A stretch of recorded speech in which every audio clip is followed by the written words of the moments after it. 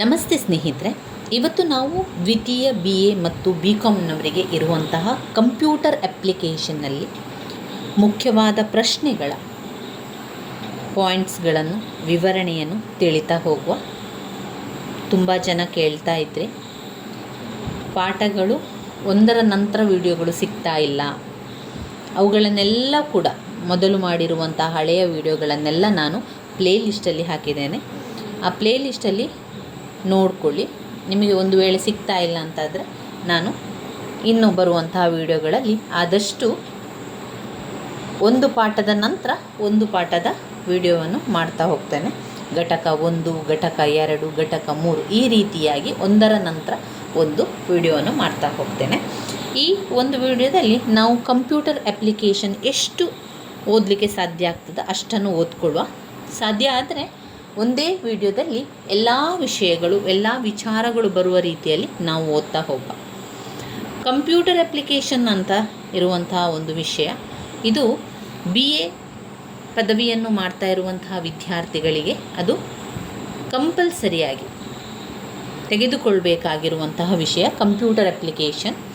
ಇದನ್ನು ನೀವು ಆಯ್ಕೆ ಮಾಡಲಿಕ್ಕೆ ಸಾಧ್ಯ ಇಲ್ಲ. ಇದೆಲ್ಲರಿಗೂ ಕೂಡ ಇರುವಂತಹ ಒಂದು ವಿಷಯ ಆಗಿದೆ. ಅದರಿಂದ ಫಂಡಮೆಂಟಲ್ ಆಫ್ ಕಂಪ್ಯೂಟರ್ ಅಪ್ಲಿಕೇಶನ್ ಎನ್ನುವಂಥ ವಿಚಾರ BA ವಿದ್ಯಾರ್ಥಿಗಳಿಗೆ ಹಾಗೆಯೇ BCom ವಿದ್ಯಾರ್ಥಿಗಳಿಗೆ ಇರುವಂತಹ ಒಂದು ವಿಷಯ ಆಗಿದೆ. ಈ ವಿಷಯದಿಂದ ಪ್ರಶ್ನೆಗಳು ಬರುವಂಥದ್ದು ಹೆಚ್ಚಾಗಿ ಅವರೇನು ಮಾಡ್ತಾರೆ, ರಿಪೀಟ್ ಆಗಿ ಪ್ರಶ್ನೆಗಳು ಬರುವಂಥದ್ದು.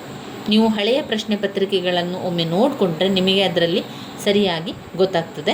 ಯಾಕಂದರೆ ಹಳೆಯ ಪ್ರಶ್ನೆ ಪತ್ರಿಕೆಗಳಲ್ಲಿ ನೋಡಿಕೊಂಡಾಗ ಅವರು ಯಾವ ರೀತಿ ಪ್ರಶ್ನೆಯನ್ನು ಕೊಟ್ಟಿದ್ದಾರೆ, ಪ್ರತಿ ವರ್ಷ ಆ ರೀತಿಯ ಪ್ರಶ್ನೆಗಳು ಇದೆಯಾ, ಅಥವಾ ಹಳೆಯ ಪ್ರಶ್ನೆ ಪತ್ರಿಕೆಗಳೇ ಪ್ರಶ್ನೆಯೇ ರಿಪೀಟಾಗಿ ಕೊಟ್ಟಿದ್ದಾರೆ ಎನ್ನುವಂಥದ್ದನ್ನು ನೋಡ್ಕೊಳ್ಬೇಕು ಅಂತಾದರೆ ನೀವು ಹಳೆಯ ಕ್ವಶನ್ ಪೇಪರನ್ನು ನೋಡ್ಕೊಳ್ಬೇಕು.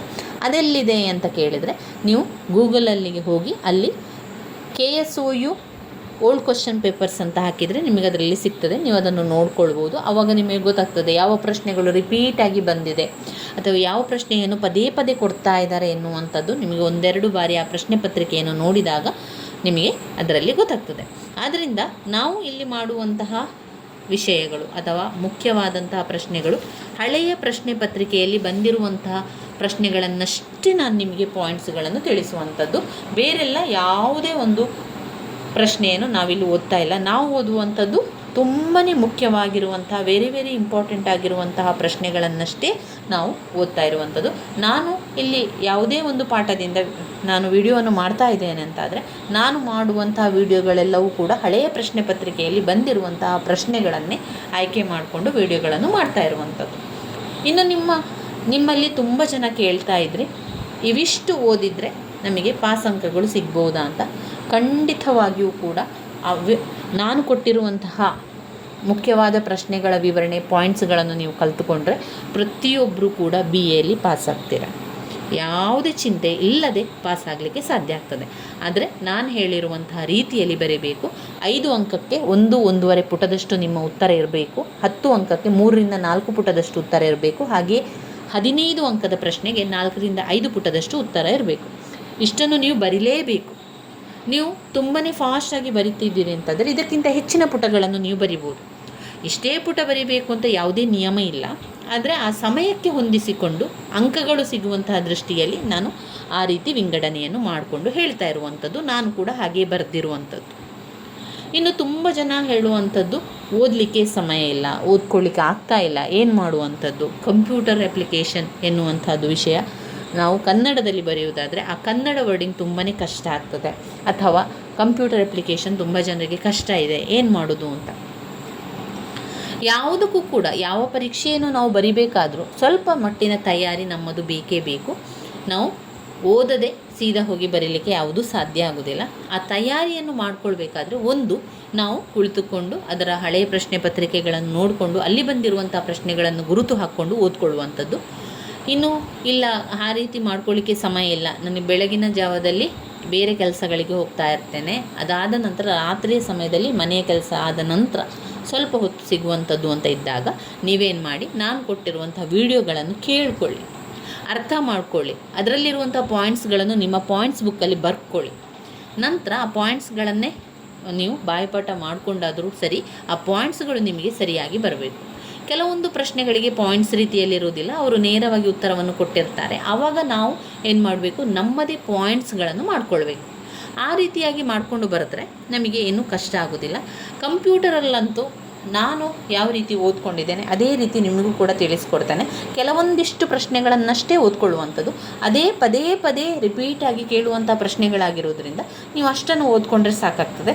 ಕೆಲವೊಂದು ಪ್ರಶ್ನೆಗಳು ನಿಮಗೆ ಅದರ ಉತ್ತರಗಳು ನಿಮ್ಮ ಟೆಕ್ಸ್ಟ್ ಬುಕ್ಕಲ್ಲಿ ಸ್ವಲ್ಪ ಕಷ್ಟ ಅಂತ ಅನ್ನಿಸ್ಬೋದು. ನೀವು ಅದಕ್ಕೆ ಆಗ ಏನು ಮಾಡಬೇಕು ಅಂದರೆ, ಅದಕ್ಕೆ ಸಂಬಂಧಪಟ್ಟ ಪಾಯಿಂಟ್ಸ್ ಏನಿದೆ ಅಂತ ಹೇಳಿ ಗೂಗಲಲ್ಲಿ ನೀವು ಸರ್ಚ್ ಮಾಡಿ ಅದಕ್ಕೆ ಉತ್ತರವನ್ನು ತಿಳ್ಕೊಳ್ಬೋದು.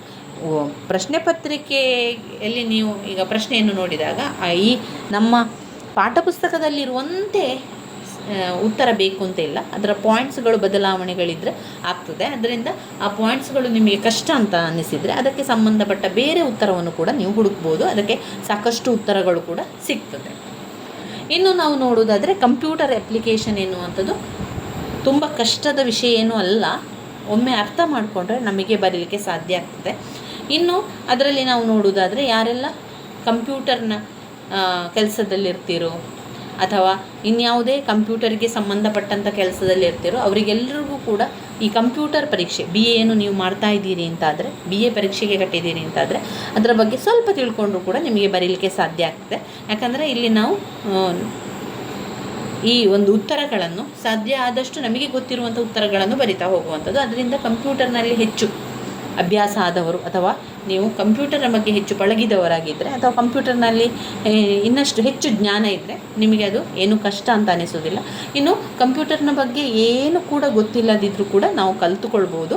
ಏನು ಮಾಡಬೇಕು, ಅಭ್ಯಾಸವನ್ನು ಮಾಡಿಕೊಳ್ಬೇಕು. ನಾನು ಹೇಳಿರುವಂಥ ಪ್ರಶ್ನೆಗಳನ್ನು ಗುರುತು ಹಾಕ್ಕೊಳ್ಬೇಕು. ಅದಾದ ನಂತರ ಆ ಪ್ರಶ್ನೆಗೆ ಉತ್ತರವನ್ನು ಸರಿಯಾಗಿ ತಿಳಿತಾ ಹೋಗಬೇಕು. ಒಂದೆರಡು ಬಾರಿ ಆ ಪಾಯಿಂಟ್ಸ್ಗಳನ್ನು ಸರಿಯಾಗಿ ತಿಳ್ಕೊಂಡ್ರೆ ನಂತರ ನಮಗೆ ಅದನ್ನು ಯಾವಾಗ ಬೇಕಾದರೂ ಕೂಡ ಬರೀಲಿಕ್ಕೆ ಸಾಧ್ಯ ಆಗ್ತದೆ. ಇದರಲ್ಲಿ ಮೊದಲನೇದಾಗಿ ನಾವು ಈಗಾಗಲೇ ಅದರ ವಿಡಿಯೋವನ್ನೆಲ್ಲ ತಿಳ್ಕೊಂಡಿದ್ದೇವೆ, ಆದರೆ ಒಂದೇ ವಿಡಿಯೋದಲ್ಲಿ ಎಲ್ಲವೂ ಕೂಡ ಇರಲಿ ಎನ್ನುವಂತಹ ದೃಷ್ಟಿಯಿಂದ ನಾನು ಆರಂಭದಿಂದ ವಿಡಿಯೋವನ್ನು ಮಾಡ್ತಾ ಇರುವಂಥದ್ದು. ಸಾಧ್ಯ ಆದಷ್ಟು ಘಟಕ ಅಂದರೆ ಇದರಲ್ಲಿ ನೋಡಿ, ಬ್ಲಾಕ್ 1, ಬ್ಲಾಕ್ 2, ಬ್ಲಾಕ್ 3, ಬ್ಲಾಕ್ 4 ಎನ್ನುವಂಥ 4 ಭಾಗಗಳಿದೆ. ಬ್ಲಾಕ್ 1ರಿಂದ ಇವಿಷ್ಟು ಕೆಲವೊಂದಷ್ಟು ಪ್ರಶ್ನೆಗಳನ್ನು ಓದ್ಕೊಳ್ಬೇಕು. ಬ್ಲಾಕ್ 2ರಿಂದ ಕೆಲವೊಂದಷ್ಟು ಪ್ರಶ್ನೆ, 3, 4 ಈ ರೀತಿಯಾಗಿ 6 ಬ್ಲಾಕುಗಳಿದೆ ಕಂಪ್ಯೂಟರ್ನಲ್ಲಿ. ಬೇರೆಲ್ಲ ವಿಷಯಗಳಿಗೆ ನೀವು ನೋಡಿದರೆ ಬೇರೆಲ್ಲ ವಿಷಯದಲ್ಲಿ ರಾಜ್ಯಶಾಸ್ತ್ರ, ಇತಿಹಾಸ, ಸಮಾಜಶಾಸ್ತ್ರದಲ್ಲಿ 4 ಬ್ಲಾಕುಗಳಿರುವಂಥದ್ದು. ಆದರೆ ಕಂಪ್ಯೂಟರ್ ಅಪ್ಲಿಕೇಶನಲ್ಲಿ ಬ್ಲಾಕ್ 6 ಇದೆ. ನಾವು ಆದಷ್ಟು ಎಲ್ಲವನ್ನು ಕೂಡ ಕವರ್ ಮಾಡಬೇಕು. ಆದರೆ ಬ್ಲಾಕ್ 1ಅನ್ನು ಮೊದಲಿಗೆ ಮುಗಿಸುವ. ಬ್ಲಾಕ್ 1ರಲ್ಲಿ ಯಾವ ವಿಚಾರಗಳು ಬಂದಿದೆ, ಬ್ಲಾಕ್ 1ರಲ್ಲಿ ನೀವು ಓದಲೇಬೇಕಾಗಿರುವಂಥ ಪ್ರಶ್ನೆಗಳು ಯಾವುದು ಅಂತ ಹೇಳಿದರೆ, ಒಂದು ಕಂಪ್ಯೂಟರ್ನ ಲಕ್ಷಣಗಳು, ಅದಾದ ಮೇಲೆ ಕಂಪ್ಯೂಟರ್ನ ಲಕ್ಷಣಗಳಾದ ಮೇಲೆ ಕಂಪ್ಯೂಟರ್ನ ಇತಿಹಾಸ, ಆಮೇಲೆ ಕಂಪ್ಯೂಟರ್ನ ತಲೆಮಾರುಗಳು, ಪೀಳಿಗೆ ಅಂತ ಹೇಳ್ತೇವೆ ಅಥವಾ ತಲೆಮಾರು ಅಂತ, ಕಂಪ್ಯೂಟರ್ನ ತಲೆಮಾರು. ಆಮೇಲೆ ಕಂಪ್ಯೂಟರನ್ನು ಕ್ರಿಯಾತ್ಮಕ ಘಟಕಗಳನ್ನು ಚಿತ್ರ ಮಾಡಿ ಅದಕ್ಕೆ ಭಾಗಗಳನ್ನು ಹೆಸರಿಸುವಂಥದ್ದು ಮತ್ತು ಅದನ್ನು ವಿವರಿಸುವಂಥದ್ದು, ಅದು ಕಂಪ್ಯೂಟರ್ನ ಕ್ರಿಯಾತ್ಮಕ ಘಟಕನೆಯ ಬಗ್ಗೆ. ಇನ್ನು ಅದರಲ್ಲಿ ಕಂಪ್ಯೂಟರ್ನ ಕ್ರಿಯಾತ್ಮಕ ಘಟಕವನ್ನು ಮಾಡಿ ಚಿತ್ರ ಬರೆದು ವಿವರಿಸಲಿಕ್ಕಿರುವಂಥದ್ದು. ಇನ್ನು ಇನ್ಪುಟ್ ಸಾಧನಗಳು, ಯಾವುದೆಲ್ಲ ಇನ್ಪುಟ್ ಸಾಧನಗಳು ಅಂದರೆ ಕಣ್ಣಿಗೆ ಕಾಣುವಂಥದ್ದು. ಕಂಪ್ಯೂಟರ್ನ ಎದುರುಗಡೆ ನೀವು ಕೂತ್ಕೊಂಡಿದ್ದೀರಿ ಅಂತಾದರೆ ಯಾವುದೆಲ್ಲ ನಮಗೆ ಕಾಣ್ತದೆ, ಕೀಬೋರ್ಡ್ ಕಾಣ್ತದೆ, ಮೌಸ್ ಕಾಣ್ತದೆ, ಆಮೇಲೆ ಕ್ಯಾಮರಾಗಳು ಕಾಣ್ತದೆ. ಈ ರೀತಿಯಾಗಿ ನಮಗೆ ಕಾಣುವಂತಹ ವಸ್ತುಗಳಿದೆಯಲ್ಲ, ಅದು ಇನ್ಪುಟ್ ಸಾಧನ ಅಂತ ನಾವು ಕರೆಯುವಂಥದ್ದು, ಇನ್ಪುಟ್ ಸಾಧನಗಳಾಗಿರುವಂಥದ್ದು.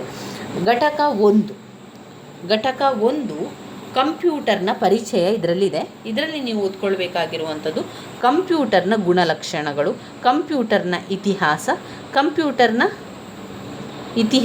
ಕಂಪ್ಯೂಟರ್ನ ಜನ್ರೇಷನ್ ಅಥವಾ ಕಂಪ್ಯೂಟರ್ನ ತಲೆಮಾರು ಅಥವಾ ಕಂಪ್ಯೂಟರ್ನ ಪೀಳಿಗೆ ಅಂತಲೂ ಕೂಡ ಕರಿತೇವೆ. ಇಲ್ಲಿಂದ ನಾವು ಆರಂಭ ಮಾಡ್ತಾ ಹೋಗುವ. ಇದು ಘಟಕ 1 ಕಂಪ್ಯೂಟರ್ನ ಪರಿಚಯವನ್ನು ಮಾಡಿಕೊಳ್ಳುವಂಥದ್ದು. ಏನು ಕಂಪ್ಯೂಟರ್ ಅಂತ ಹೇಳಿದರೆ ಅದೊಂದು ಯಂತ್ರ, ವಿದ್ಯುನ್ಮಾನ ಯಂತ್ರ, ಕರೆಂಟನ್ನು ಬಳಸಿ ಮಾಡುವಂಥ ಯಂತ್ರ, ಬಳಸಿ ಅದರಲ್ಲಿ ಕೆಲಸವನ್ನು ಮಾಡುವಂಥದ್ದು. ಅದು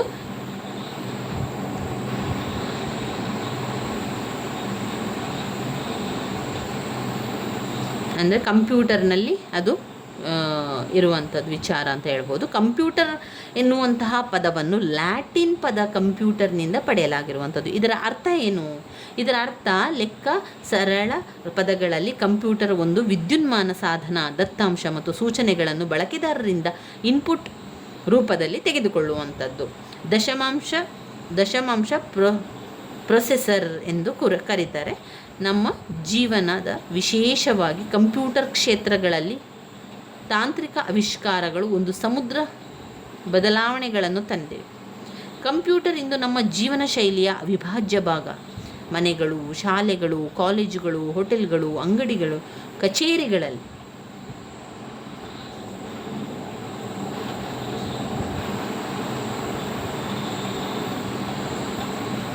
ಕಚೇರಿಗಳಲ್ಲಿ ಕೂಡ ಕಂಡುಬರುವಂಥದ್ದು ಈ ಕಂಪ್ಯೂಟರ್ ಆಗಿರುವಂಥದ್ದು. ಮೊದಲಿಗೆ ನಾವು ಕಂಪ್ಯೂಟರ್ ಒಂದು ವಿದ್ಯುನ್ಮಾನ ಸಾಧನ, ಅದನ್ನು ನೆನಪಲ್ಲಿ ಇಟ್ಕೊಳ್ಳಿ. ಕಂಪ್ಯೂಟರ್ ಅಂದರೆ ಏನು? ಅದು ಒಂದು ವಿದ್ಯುತ್ತನ್ನು ಬಳಸುವಂಥ ಒಂದು ಸಾಧನ ಎನ್ನುವಂಥದ್ದನ್ನು, ಅದನ್ನು ಚಿಕ್ಕದಾಗಿ ಹೇಳುವುದಾದರೆ ವಿದ್ಯುನ್ಮಾನ ಸಾಧನ. ಯಾವುದು? ಕಂಪ್ಯೂಟರ್ ಎನ್ನುವಂಥದ್ದು ವಿದ್ಯುನ್ಮಾನ ಸಾಧನ ಆಗಿದೆ. ಮೊದಲಿಗೆ ಕಂಪ್ಯೂಟರ್ನ ವರ್ಗೀಕರಣದಲ್ಲಿ ನಾವು ವರ್ಗೀಕರಣ ಕೂಡ ಇದೆ, ಹಾಗೆ ಕಂಪ್ಯೂಟರ್ನ ಇತಿಹಾಸ ಇದೆ, ಕಂಪ್ಯೂಟರ್ನ ತಲೆಮಾರು ಇದೆ. ಕಂಪ್ಯೂಟರ್ನಲ್ಲಿ ನಾವು ಮೊದಲಿಗೆ ಕಂಪ್ಯೂಟರ್ನ ಲಕ್ಷಣಗಳನ್ನೇ ತಿಳ್ಕೊಳ್ಳುವ. ಕಂಪ್ಯೂಟರ್ನ ಗುಣಲಕ್ಷಣಗಳು. ಕಂಪ್ಯೂಟರ್ನಲ್ಲಿ ಬೇರೆ ಬೇರೆ ರೀತಿಯ ಗುಣಲಕ್ಷಣಗಳಿದೆ. ಯಾವುದೇ ಒಂದು ವಿಚಾರವನ್ನು ತಗೊಂಡಾಗ ಅದರಲ್ಲಿ ಉಪಯೋಗಗಳು ಕೂಡ ಇದೆ, ಅದರ ಅನುಕೂಲತೆಗಳು ಕೂಡ ಇದೆ, ಅನಾನುಕೂಲತೆಗಳು ಕೂಡ ಇದೆ. ಅದೇ ರೀತಿಯಲ್ಲಿ ಕಂಪ್ಯೂಟರ್ನ ಗುಣಲಕ್ಷಣಗಳನ್ನು ನಾವು ನೋಡಿದರೆ, ಮೊದಲನೇದಾಗಿ ವೇಗ.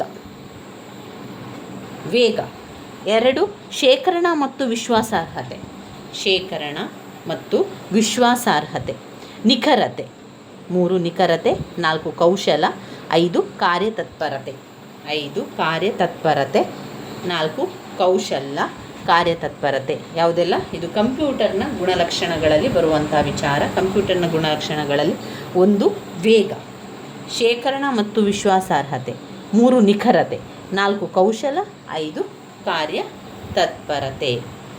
ವೇಗ ಅಂತ ಬಂದಾಗ ಎಲ್ಲ ದಶಮಾಂಶ ಗಣನೆಗಳನ್ನು ಸೆಕೆಂಡುಗಳಲ್ಲಿ ಪ್ರಕ್ರಿಯೆಗೊಳಿಸಲು ಕಂಪ್ಯೂಟರ್ ವೇಗವನ್ನು ನಿರ್ಧರಿಸುತ್ತದೆ. ಇದು ವಾಸ್ತವವಾಗಿ ಸೆಕೆಂಡುಗಳಲ್ಲಿ ದೊಡ್ಡ ಪ್ರಮಾಣದ ಮಾಹಿತಿಯನ್ನು ಪ್ರಕ್ರಿಯೆಗೊಳಿಸಿ ಔಟ್ಪುಟ್ಟನ್ನು ಒದಗಿಸುತ್ತದೆ.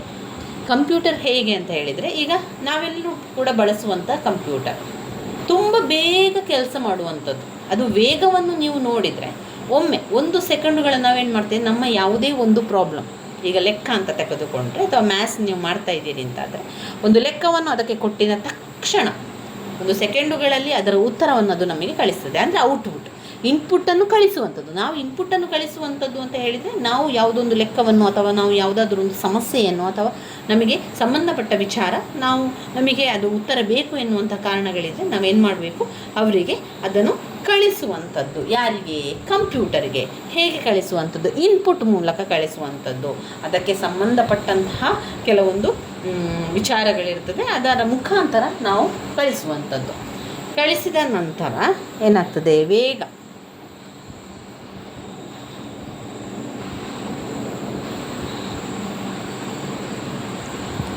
ಕಂಪ್ಯೂಟರ್ ಏನು ಮಾಡ್ತದೆ? ನಾವು ಕೊಟ್ಟಂತಹ ಇನ್ಪುಟ್ಟನ್ನು ತೆಗೆದುಕೊಂಡು ನಮಗೆ ಅದಕ್ಕೆ ಸರಿಯಾದ ಔಟ್ಪುಟ್ಟನ್ನು ಕೊಡ್ತದೆ. ಔಟ್ಪುಟ್ ಅಂದರೆ ಉತ್ತರವು ಸಿಗ್ತದೆ. ಈ ರೀತಿಯಾಗಿ ವೇಗವನ್ನು ನೋಡಿದರೆ. ಎರಡನೇದಾಗಿ ಶೇಖರಣಾ ಮತ್ತು ವಿಶ್ವಾಸಾರ್ಹತೆ. ಶೇಖರಣೆ ಮತ್ತು ವಿಶ್ವಾಸ ಅರ್ಹತೆ ಕಂಪ್ಯೂಟರ್ನ ಶೇಖರಣಾ ಸಾಮರ್ಥ್ಯವನ್ನು ನಿರ್ಧರಿಸುತ್ತದೆ. ಅಂದರೆ ಹೆಚ್ಚು ಪ್ರಮಾಣದ ಮಾಹಿತಿಯನ್ನು ಸುಲಭವಾಗಿ ಕಂಪ್ಯೂಟರ್ನಲ್ಲಿ ಹೇಗೆ ಶೇಖರಿಸಿಡಬಹುದು ಎಂಬುದನ್ನು ತಿಳಿಸುತ್ತದೆ. ಶೇಖರಣಾ ಮತ್ತು ವಿಶ್ವಾಸಾರ್ಹತೆ. ಒಂದು ಕಂಪ್ಯೂಟರ್ ಎನ್ನುವಂಥದ್ದು ತುಂಬಾ ವಿಚಾರಗಳನ್ನು ಶೇಖರಿಸಿ ಇಡುವಂಥದ್ದು. ಅದಕ್ಕೆ ಮಿತಿ ಇಲ್ಲ ಅಂತ ಹೇಳ್ಬೋದು. ಮಿತಿ ಇಲ್ಲ. ಕಂಪ್ಯೂಟರ್ನಲ್ಲಿ ಸಾಕಷ್ಟು ವಿಚಾರಗಳನ್ನು ನಾವು ಸಂಗ್ರಹಿಸ್ಬೋದು. ಅದರ ಜೊತೆಗೆ ವಿಶ್ವಾಸಾರ್ಹತೆ. ಕಂಪ್ಯೂಟರ್ನ ಯಾವುದಾದ್ರೂ ಒಂದು ಉತ್ತರ ಅಂತ ಕೊಟ್ಟಾಗ ಅದು ನಮಗೆ ವಿಶ್ವಾಸ ಕೊಡ್ತದೆ, ವಿಶ್ವಾಸಾರ್ಹವಾಗಿದೆ, ಅದು ಶೇಖರಣೆ ಮಾಡ್ತದೆ. ಅದರ ಜೊತೆಗೆ ನಮಗೆ ವಿಶ್ವಾಸವನ್ನು ಕೂಡ ಕೊಡ್ತದೆ. ಅದರಿಂದ ವೇಗ, ಶೇಖರಣೆ ಮತ್ತು ವಿಶ್ವಾಸಾರ್ಹತೆ, ನಿಖರತೆ. ನಿಖರವಾಗಿರಬೇಕು. ಯಾವುದೇ ಒಂದು ಪ್ರಶ್ನೆ ಆಗಿರ್ಬೋದು, ಯಾವುದೇ ಒಂದು ಸಣ್ಣ ಒಂದು ಚಟುವಟಿಕೆ ಕೂಡ ಆಗಿರ್ಬೋದು, ಅದರಲ್ಲಿ ನಿಖರವಾಗಿರಬೇಕು ಅಂತ ಹೇಳುವಂಥದ್ದು ಅವರ ಅಭಿಪ್ರಾಯ. ಕಂಪ್ಯೂಟರ್ ನಡೆಸಿದ ಗಣನೆಯ ನಿಖರವಾದ ಫಲಿತಾಂಶವನ್ನು ಒದಗಿಸುವುದರಲ್ಲಿ ನಿಖರತೆ ನಿರ್ಧರಿಸ್ತದೆ. ಇದು ವಾಸ್ತವವಾಗಿ ತಪ್ಪುಗಳನ್ನು ಎಸಗುವುದಿಲ್ಲ, ಆದರೆ ಇನ್ಪುಟ್ ಡೇಟಾ ಕೆಲವು ದೋಷ ಹೊಂದಿದ್ದರೆ ಫಲಿತಾಂಶದಲ್ಲಿ ತಪ್ಪಾಗಿರುತ್ತದೆ.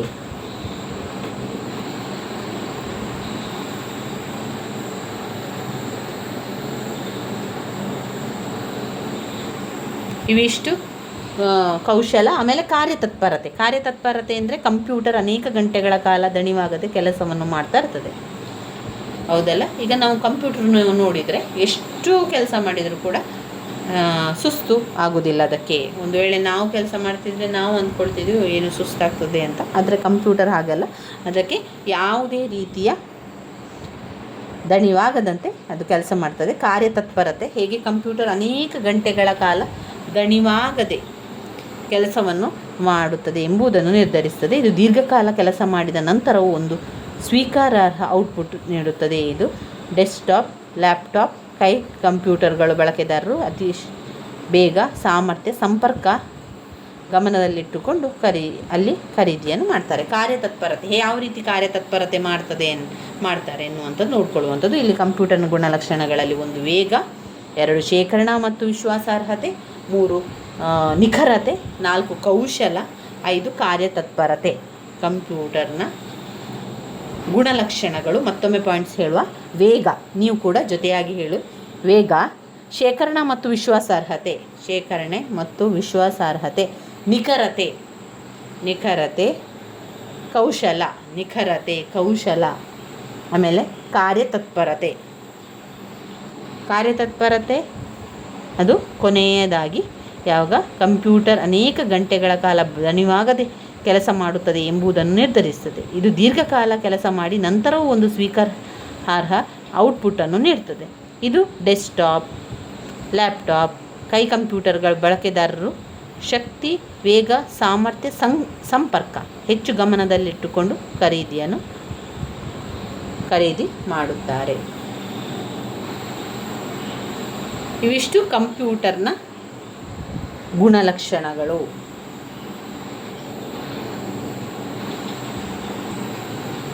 ಇನ್ನು ನಾವು ಬರುವಂತಹ ಮುಂದಿನ ಪ್ರಶ್ನೆ ಕಂಪ್ಯೂಟರ್ನ ಇತಿಹಾಸ. ವೆರಿ ಇಂಪಾರ್ಟೆಂಟ್ ಆಗಿರುವಂತಹ ಪ್ರಶ್ನೆ, ಹಳೆಯ ಪ್ರಶ್ನೆ ಪತ್ರಿಕೆಯಲ್ಲಿ ಕೇಳಿರುವಂತಹ ಪ್ರಶ್ನೆ ಕಂಪ್ಯೂಟರ್ ಇತಿಹಾಸ.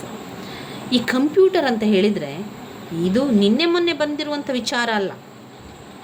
ನಮ್ಮ ಒಂದು ಅಜ್ಜನ ಕಾಲದಲ್ಲಿಯೂ ಕೂಡ ಇದ್ದಂಥ ಕಂಪ್ಯೂಟರನ್ನು ಆವಾಗ ಕೂಡ ಅಲ್ಲ, ಅದರಿಂದಲೂ ಮೊದಲು. ಯಾವಾಗ ಅದರಿಂದ ಮೊದಲು ಅಂತ ಹೇಳಿದರೆ ಸುಮಾರು 3500 ವರ್ಷಗಳ ಹಿಂದೆ, 3500 ವರ್ಷಗಳ ಹಿಂದೆ ಬೃಹತ್ತಾದ, ಈ ಚಿತ್ರದಲ್ಲಿ ಕಾಣುವಂತೆ ದೊಡ್ಡದಾದ ವೃತ್ತಾಕಾರದ ಬಂಡೆ ಕಲ್ಲಿನ ಕೆತ್ತನೆ ರಚನೆಯನ್ನು ವೃತ್ತಾಕಾರದ ಮಾದರಿ ಹರಡಿ ಸೂರ್ಯನ ಕಿರಣಗಳ ಸ್ಥಾನವನ್ನು ಪರಿಗಣಿಸುವ ಮೂಲಕ ಖಗೋಳ ಲೆಕ್ಕಾಚಾರಕ್ಕೆ ಇದು ಆಧುನಿಕ ಕಂಪ್ಯೂಟರ್ ಉತ್ತಮವಾದ ನಾಂದಿಯಾಗಿದೆ. ಈ ಒಂದು ಕೆತ್ತಿದ ಕಲ್ಲಿನ ರಚನೆ ನವಶಿಲಾಯುಗದ ಕಂಪ್ಯೂಟರ್ ಎಂದು ಕರೆಯಲಾಗ್ತದೆ.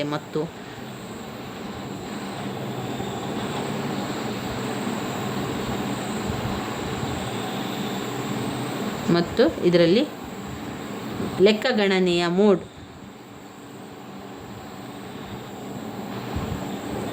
ಎಂದು ಕರೆಯಲಾಗುವಂಥದ್ದು. ಇಲ್ಲಿ ನವಶಿಲಾಯುಗ ಕಂಪ್ಯೂಟರ್ ಇಲ್ಲಿಯವರೆಗೆ ಕಂಡ ಹಳೆಯ ಕಂಪ್ಯೂಟರ್ ಮಧ್ಯಕಾಲೀನ ಸಮಯದಲ್ಲಿ ಕಂಪ್ಯೂಟರ್ ಪರಿಕಲ್ಪನೆ ಕೆಲವು ಯಂತ್ರದ ಮೂಲಕ ಲೆಕ್ಕ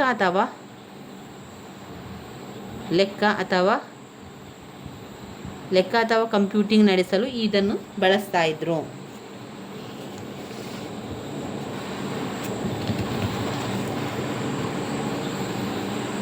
ಇನ್ನು ಇದರಲ್ಲಿ ನಾವು ನೋಡಿದರೆ ಅಬಕಾಸ್.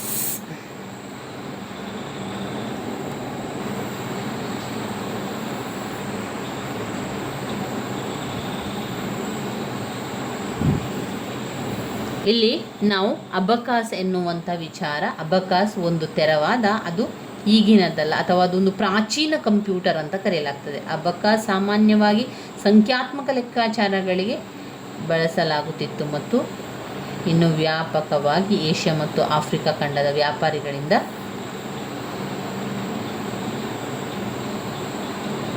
ನೆರವಾಗುವಂಥದ್ದು. ವಿಶ್ವದ ಅನೇಕ ಭಾಗಗಳಲ್ಲಿ ಮಕ್ಕಳಲ್ಲಿ ಅತ್ಯಂತ ಜನಪ್ರಿಯ, ವಿವಿಧ ರೂಪಗಳು, ಗಾತ್ರ, ಬಣ್ಣ, ರಚನೆಗಳಲ್ಲಿ ಕಾಣಸಿಗುತ್ತದೆ. ಚಿತ್ರ 3 ಅಬಕಾಸ್ ರಚನೆಯನ್ನು ತೋರಿಸುತ್ತದೆ. ಅಬಕಾಸ್ ಒಂದು ತೆರನಾದ ಪ್ರಾಚೀನ ಕಂಪ್ಯೂಟರ್ ಅಂತ ಕರೀತಾರೆ. ಅಬಕಾಸ್ ಸಾಮಾನ್ಯವಾಗಿ ಸಂಖ್ಯಾತ್ಮಕ ಲೆಕ್ಕಾಚಾರಗಳಿಗೆ ಬಳಸಲಾಗುತ್ತಿತ್ತು ಮತ್ತು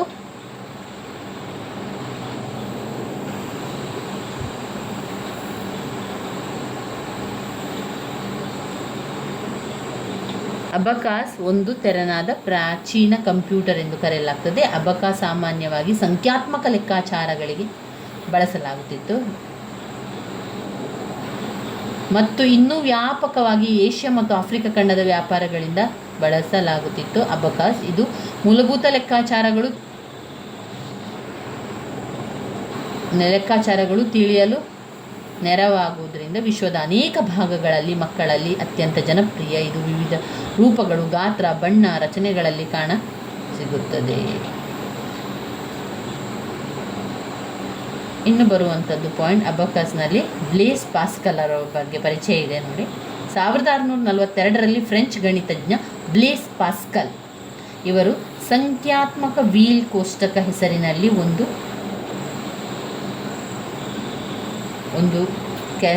ಒಂದು ಯಂತ್ರವನ್ನು ಕಂಡು ಹಿಡಿದು.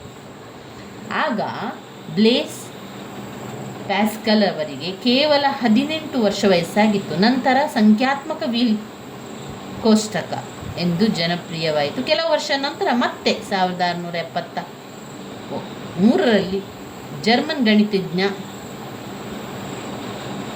ಗಾರ್ಟೆಡ್ ಲೀಬ್ನಿಜ್ ಎಂದು ತಾಂತ್ರಿಕ ಲೆಕ್ಕಾಚಾರಗಳ ಯಂತ್ರವನ್ನು ಕಂಡುಹಿಡಿದನು.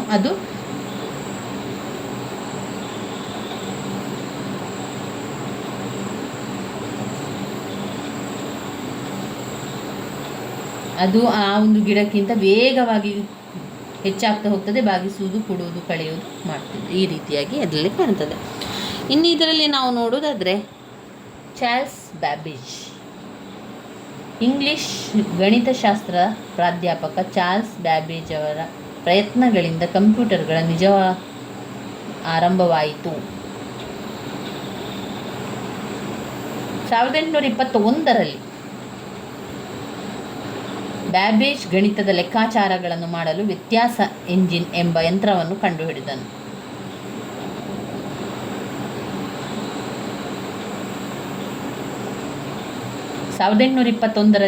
ಬ್ಯಾಬೇಜ್ ಗಣಿತದ ಲೆಕ್ಕಾಚಾರಗಳನ್ನು ಮಾಡಲು ವ್ಯತ್ಯಾಸ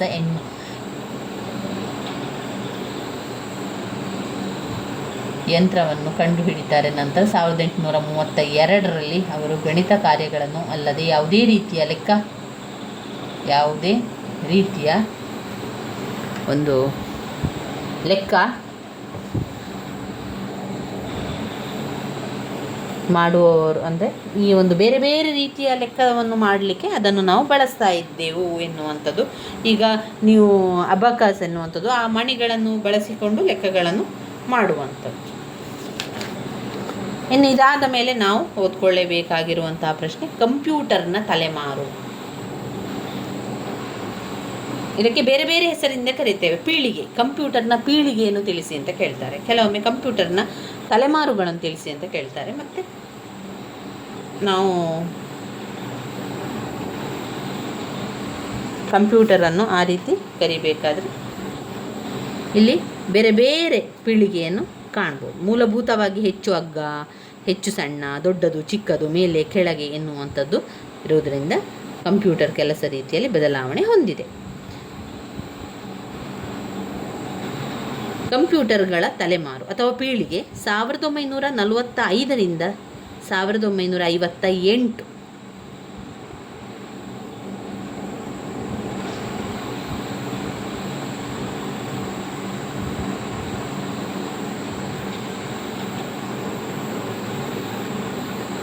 ಇದರಲ್ಲಿ ನಾವೀಗ ಕಂಪ್ಯೂಟರ್ನ ತಲೆಮಾರು ಅಥವಾ ಕಂಪ್ಯೂಟರ್ನ ಪೀಳಿಗೆ ನೋಡಿ ಇಷ್ಟು ಪಾಯಿಂಟ್ಸ್ಗಳಿದೆ. 5 ಪಾಯಿಂಟ್ಸ್ಗಳನ್ನು ಕಾಣ್ಬೋದು. 5 ಪಾಯಿಂಟ್ಸ್ಗಳನ್ನು ಕೂಡ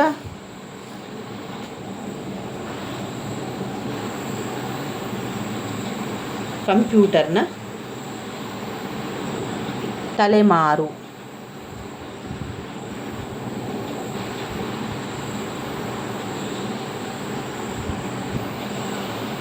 ಇಲ್ಲಿ ನಾವು ಕಂಪ್ಯೂಟರ್ನ ತಲೆಮಾರನ್ನು ಒಮ್ಮೆ ನೋಡ್ತಾ ಹೋಗುವ. ಈಗಾಗಲೇ ಅದರ ವಿಡಿಯೋವನ್ನು ಪ್ರತ್ಯೇಕವಾಗಿ ಮಾಡಿದ್ದೇನೆ, ಅದರಿಂದ ಈ ಒಂದು ವಿಡಿಯೋದಲ್ಲಿ ಸಾಧ್ಯ ಆದಷ್ಟು ಬೇಗ ಎಲ್ಲವನ್ನು ತಿಳಿತಾ ಹೋಗುವ. ಕಂಪ್ಯೂಟರ್ನ ತಲೆಮಾರಿನಲ್ಲಿ ಒಟ್ಟು 5 ತಲೆಮಾರನ್ನು ಕಾಣ್ಬೋದು. ಮೊದಲನೆಯದಾಗಿ ಮೊದಲ ತಲೆಮಾರಿನ ಕಂಪ್ಯೂಟರ್, ಅದು ಇದ್ದಂತಹ ವರ್ಷ 1945ರಲ್ಲಿ ಆರಂಭವಾಗಿ 1958ರ ತನಕ ಈ ಒಂದು ಕಂಪ್ಯೂಟರ್ ಇತ್ತು. ಮೊದಲ ತಲೆಮಾರಿನ ಕಂಪ್ಯೂಟರ್ 1945ರಿಂದ 58. ಅದಾದ ನಂತರ ಮೊದಲ ವ್ಯಾಪಾರ ಕಂಪ್ಯೂಟರ್. ಈಗ ಮೊದಲಿಗೆ ಒಂದು ವ್ಯಾಪಾರವನ್ನು ನಡೆಸಬೇಕಾದ್ರೆ ಹೊರ ದೇಶದಿಂದ ಅಥವಾ ಅಮೇರಿಕಾದಿಂದ ಜನಗಣತಿಯ ವರ್ಷ 1981ರಲ್ಲಿ ಅದನ್ನು ಅಭಿವೃದ್ಧಿಪಡಿಸಿದರು. ಈ ಒಂದು ಕಂಪ್ಯೂಟರನ್ನು ಯೂನಿವರ್ಸಲ್ ಸ್ವಯಂಚಾಲಿತ ಕಂಪ್ಯೂಟರ್ ಎಂದು ಕರೆಯಲಾಯಿತು. ತಂತ್ರಜ್ಞಾನ ನಿರ್ವಾತ ಕೊಳವೆಗಳನ್ನು ಆಧರಿಸಿ ವ್ಯಾಕ್ಯೂಮ್ ಟ್ಯೂಬ್ ಸರ್ಕ್ಯೂಟ್ ಬಳಸಲಾದ ಕಂಪ್ಯೂಟರ್ಗಳನ್ನು ಮೊದಲ ಜನರೇಷನ್ ಕಂಪ್ಯೂಟರ್ಗಳೆಂದು ಕರೆಯಲಾಯಿತು. ವ್ಯಾಕ್ಯೂಮ್ ಟ್ಯೂಬ್ ಸರ್ಕ್ಯೂಟ್ ತಂತುಗಳನ್ನು ಹೊಂದಿದ್ದು ಎಲೆಕ್ಟ್ರಾನ್ಗಳನ್ನು ಹೊರಹಾಕಲು ತಂತುಗಳು ಬಿಸಿಯಾಗುತ್ತಿದ್ದವು. ಈ ಪೀಳಿಗೆಯಲ್ಲಿ ನಾವು ಕಾಣಬಹುದಾದಂತಹ ಕೆಲವೊಂದು ವಿಶಿಷ್ಟತೆಗಳು, ಲಕ್ಷಣಗಳನ್ನು ತಿಳ್ಕೊಳ್ಳುವ.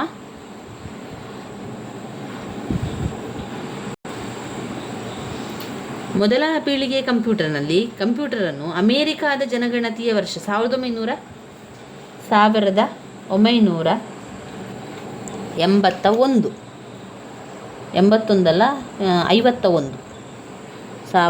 1951ರಲ್ಲಿ ಅಭಿವೃದ್ಧಿಪಡಿಸಿದರು. ಈ ಕಂಪ್ಯೂಟರನ್ನು ಯೂನಿವರ್ಸಲ್ ಸ್ವಯಂಚಾಲಿತ ಕಂಪ್ಯೂಟರ್ ಅಂತ ಕರೆದರು. ಯೂನಿವರ್ಸಲ್ ಸ್ವಯಂಚಾಲಿತ ಕಂಪ್ಯೂಟರ್, ಮೊದಲ ಜನರೇಷನ್ ಕಂಪ್ಯೂಟರ್ ಅಂತಲೂ ಕೂಡ ಕರಿತೇವೆ ಇದನ್ನು.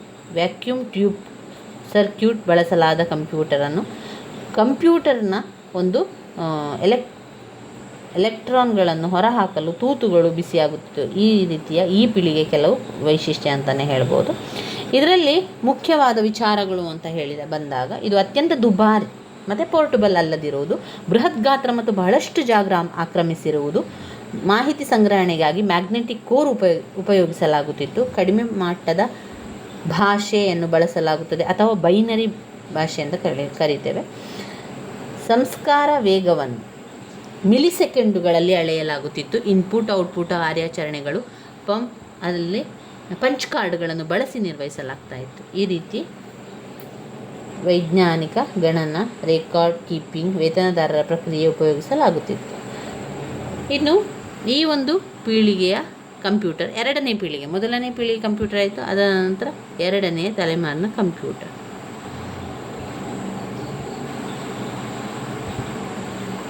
ಎರಡನೇ ತಲೆಮಾರಿನ ಕಂಪ್ಯೂಟರ್ನಲ್ಲಿ USA ಬೆಲ್ ಕ್ಯಾಬ್ಸ್ ನಿರ್ವಾತ ಕೊಳವೆಗಳ ಸ್ಥಳದಲ್ಲಿ ಟ್ರಾನ್ಸಿಸ್ಟ್ಗಳನ್ನು ಬಳಸುವುದನ್ನು ಕಂಡುಹಿಡಿದರು. ಟ್ರಾನ್ಸಿಸ್ಟ್ಗಳು ಎಲೆಕ್ಟ್ರಾನಿಕ್ ಸರ್ಕ್ಯೂಟ್ ಗಾತ್ರದಲ್ಲಿ ಸಣ್ಣ ಮತ್ತು ಎಲೆಕ್ಟ್ರಾನ್ಗಳ ಹೊರಸೂಸುವ ಯಾವುದೇ ತಾಪಗಳ ಅಗತ್ಯವಿಲ್ಲ. ಟ್ರಾನ್ಸಿಸ್ಟ್ಗಳನ್ನು ಬಳಸಿ ಕಂಪ್ಯೂಟರ್ಗಳನ್ನು ಎರಡನೇ ತಲೆಮಾರಿನ ಕಂಪ್ಯೂಟರ್ಗಳೆಂದು ನಾವು ಕರೀತೇವೆ. ಎರಡನೇ ತಲೆಮಾರಿನ ಕಂಪ್ಯೂಟರ್, ಇದರ ವೈಶಿಷ್ಟ್ಯತೆ ಅಂತ, ಎರಡನೇ ತಲೆಮಾರಿನ ಕಂಪ್ಯೂಟರ್ನಲ್ಲಿ ಹಿಂದಿನ ಪೀಳಿಗೆಗೆ ಹೋಲಿಸಿದರೆ ಅಲ್ಲಿ ನೋಡಿದರೆ ಅದರ ಗಾತ್ರದಲ್ಲಿ ಕಡಿಮೆ, ಶಾಖರಹಿತವಾಗಿರುತ್ತೆ. ಆಂತರಿಕ ಸಂಗ್ರಹ ಸಾಮರ್ಥ್ಯ ಹೆಚ್ಚಳ ಮತ್ತು ಪ್ರೊಸೆಸರ್ ಈಗ ವೇಗ ಸೂಕ್ತ ಸೆಕೆಂಡುಗಳಲ್ಲಿ ಕರೆಯಲಾಗುತ್ತದೆ.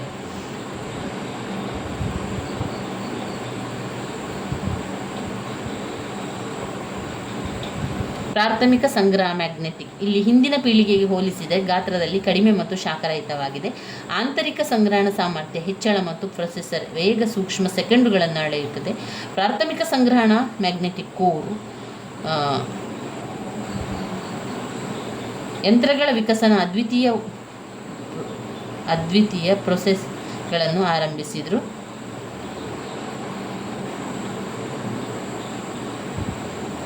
ಇಲ್ಲಿ ತಿಳ್ಕೊಳ್ಳುವಂಥದ್ದು. ಕೊನೆಯದಾಗಿ ಬಂದಂತಹ ವಿಚಾರ, ಮ್ಯಾಗ್ನೆಟಿಕ್ ಟೇಪನ್ನು ದ್ವಿತೀಯ ಮೆಮೊರಿಯಾಗಿ ಇಲ್ಲಿ ಬಳಸುವಂಥದ್ದು. ಅಷ್ಟೇ ಅಲ್ಲದೆ COBOL ಮತ್ತು ಫೋರ್ಟ್ರನ್ ಉನ್ನತ ಮಟ್ಟದ ಭಾಷೆ ಬಳಸಲಾಗ್ತದೆ. FOTRAN ಉನ್ನತ ಮಟ್ಟದ ಭಾಷೆ, ವಿಶ್ವಾಸಾರ್ಹ ಮತ್ತು ಕಡಿಮೆ ದೋಷಗಳಿಂದ ಪೀಡಿತವಾಗಿ.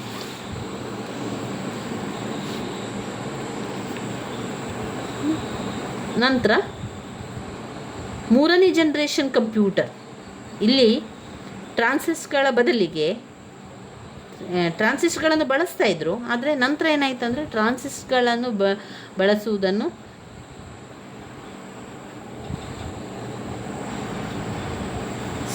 ಇಲ್ಲಿ ನಾವು ನೋಡುವುದಾದರೆ ಇದು ವಿಶ್ವಾಸಾರ್ಹ ಮತ್ತು ಕಡಿಮೆ ದೋಷಗಳಿಂದ ನಡೀತಾ ಆಗಿದೆ.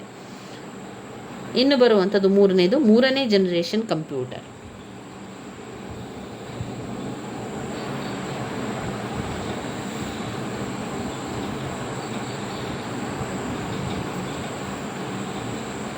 ಇದರಲ್ಲಿ ನಾವು ಮೂರನೇ ಜನರೇಷನ್ ಕಂಪ್ಯೂಟರ್ 1965ರಿಂದ 1971 ತನಕ. ಇಲ್ಲಿ ಟ್ರಾನ್ಸಿಸ್ಟ್ಗಳ ಬದಲಿಗೆ ಒಂದು ಸಿಲಿಕಾನ್ ಚಿಪ್ಗಳಲ್ಲಿ ಸಾವಿರಾರು ಟ್ರಾನ್ಸಿಸ್ಟ್ ಮತ್ತು ಇತರ ಎಲೆಕ್ಟ್ರಾನಿಕ್ ಭಾಗಗಳನ್ನು ಇಡುವಂಥದ್ದು. ನಂತರ ಕಂಪ್ಯೂಟರ್ ವೇಗ ಹೆಚ್ಚಿಸಿಕೊಂಡಿತು ಮತ್ತು ಹೆಚ್ಚು ವಿಶ್ವಾಸಾರ್ಹವಾಯಿತು. ಈ ಪೀಳಿಗೆ ಕೆಲವು ಪ್ರಮುಖ ವೈಶಿಷ್ಟ್ಯ ಅಂತ ಹೇಳಿದರೆ ಚಿಕ್ಕ ಗಣಕಯಂತ್ರಗಳನ್ನು ಪರಿಚಯಿಸಲಾಯಿತು. ಈ ಪೀಳಿಗೆಯಲ್ಲಿ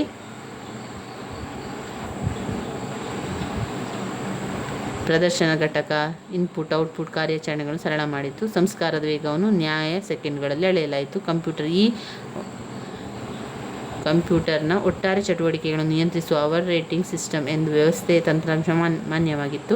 ಈ ಪೀಳಿಗೆಯ ಕಂಪ್ಯೂಟರ್ ಮಲ್ಟಿ ಪ್ರೋಗ್ರಾಮಿಂಗ್ ಪರಿಕಲ್ಪನೆಯನ್ನು ಬಳಸಿಕೊಂಡು ಅನೇಕ ಕಾರ್ಯಕ್ರಮಗಳನ್ನು ಏಕಕಾಲದಲ್ಲಿ ಕಾರ್ಯಗತಗೊಳಿಸಿತ್ತು. ಈ ರೀತಿಯಾಗಿ ಇಲ್ಲಿ ನಾವು ನೋಡ್ಬೋದು. ಇದು ಮೂರನೇ ತಲೆಮಾರಿನ ಕಂಪ್ಯೂಟರ್. ಇನ್ನು ನಾಲ್ಕನೇ ತಲೆಮಾರಿನ ಕಂಪ್ಯೂಟರ್ನಲ್ಲಿ ಏನಿದೆ? ನಾಲ್ಕನೇ ಜನರೇಷನ್ ಕಂಪ್ಯೂಟರ್ ದೊಡ್ಡ ಪ್ರಮಾಣದ ಮತ್ತು ಬಹುದೊಡ್ಡ ಪ್ರಮಾಣದ ಏಕೀಕರಣ ಸರ್ಕ್ಯೂಟ್ ಆಗಮನ ನಾವೆಲ್ಲರೂ ತಲೆಮಾರು ಹೊರಹೊಮ್ಮಿದೆ. ಲಾರ್ಜ್ ಸ್ಕೇಲ್ ಇಂಟಿಗ್ರೇಷನ್ ಮತ್ತು ಬಹುದೊಡ್ಡ ಪ್ರಮಾಣದ ಇಂಟಿಗ್ರೇಷನ್ ಸಾಧನೆ ಹೆಚ್ಚಾದಂತೆ ಕಂಪ್ಯೂಟರ್ಗಳ ಜ್ಞಾನ ಮತ್ತಷ್ಟು ಇಲ್ಲಿ ನಾಲ್ಕನೇ ಜನರೇಷನ್ ಕಂಪ್ಯೂಟರ್ನಲ್ಲಿ ಕಂಪ್ಯೂಟರ್ ಗಾತ್ರ ಮತ್ತು ಕಡಿಮೆಯಾಗಿದೆ. ಈ ಪೀಳಿಗೆಯ ಕೆಲವು ಪ್ರಮುಖ ವೈಶಿಷ್ಟ್ಯಗಳನ್ನು ಮೈಕ್ರೋ ಪ್ರೊಸೆಸರ್ ಆಧಾರಿತ ತಂತ್ರಜ್ಞಾನದ ಅಭಿವೃದ್ಧಿ, ಮೆಮೊರಿಗೆ ಅರೆ ವಾಹಕ ಚಿಪ್ಗಳ ಬಳಕೆ, ಮೈಕ್ರೋ ಕಂಪ್ಯೂಟರ್ಸ್ ಮತ್ತು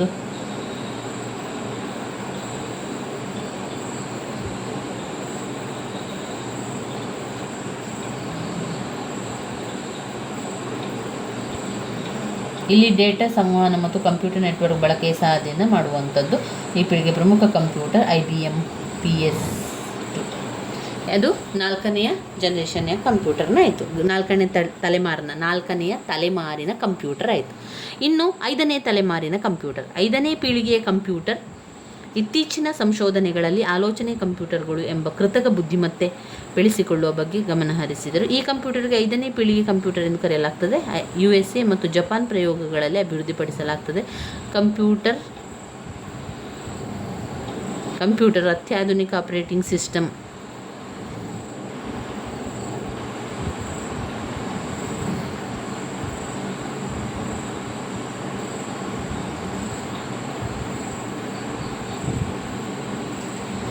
ಇದು ಐದನೇ ಪೀಳಿಗೆ ಕಂಪ್ಯೂಟರ್. ಇದರ ಲಕ್ಷಣಗಳು: ಸಾವಯವ ಚಿಪ್ ಪರಿಚಯ, ದೊಡ್ಡ ಶೇಖರಣಾ ಸಾಮರ್ಥ್ಯ, ಅತಿವೇಗದ ಕಂಪ್ಯೂಟರ್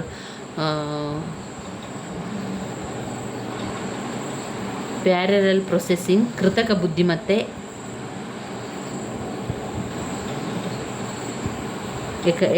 ಅದರಲ್ಲಿ ಕೃತಕ ಬುದ್ಧಿಮತ್ತೆ, ಎಕ್ಸರ್ಟ್ ಸಿಸ್ಟಮ್, ರೋಬೋಟಿಕ್, ಈ ವಿಚಾರಗಳು ಬರುವಂಥದ್ದು ಐದನೆಯ ತಲೆಮಾರಿನ ಕಂಪ್ಯೂಟರ್. ಐದನೇ ಪೀಳಿಗೆಯು ಕಂಪ್ಯೂಟರ್ನ ಕೃತಕ ಬುದ್ಧಿಮತ್ತೆ, ರೋಬೋಟಿಕ್, ದೊಡ್ಡ ಪ್ರಮಾಣದಲ್ಲಿ ಕಾರ್ಪೊರೇಟ್ ಮಾಡೆಲಿಂಗ್, ತೈಜ ಸಂಶೋಧನೆಗಳಿಗೆ, ಹವಾಮಾನ ವ್ಯವಸ್ಥೆಯ ಮಾಡೆಲಿಂಗ್ಗೆ ಬಳಸಲಾಗುತ್ತದೆ.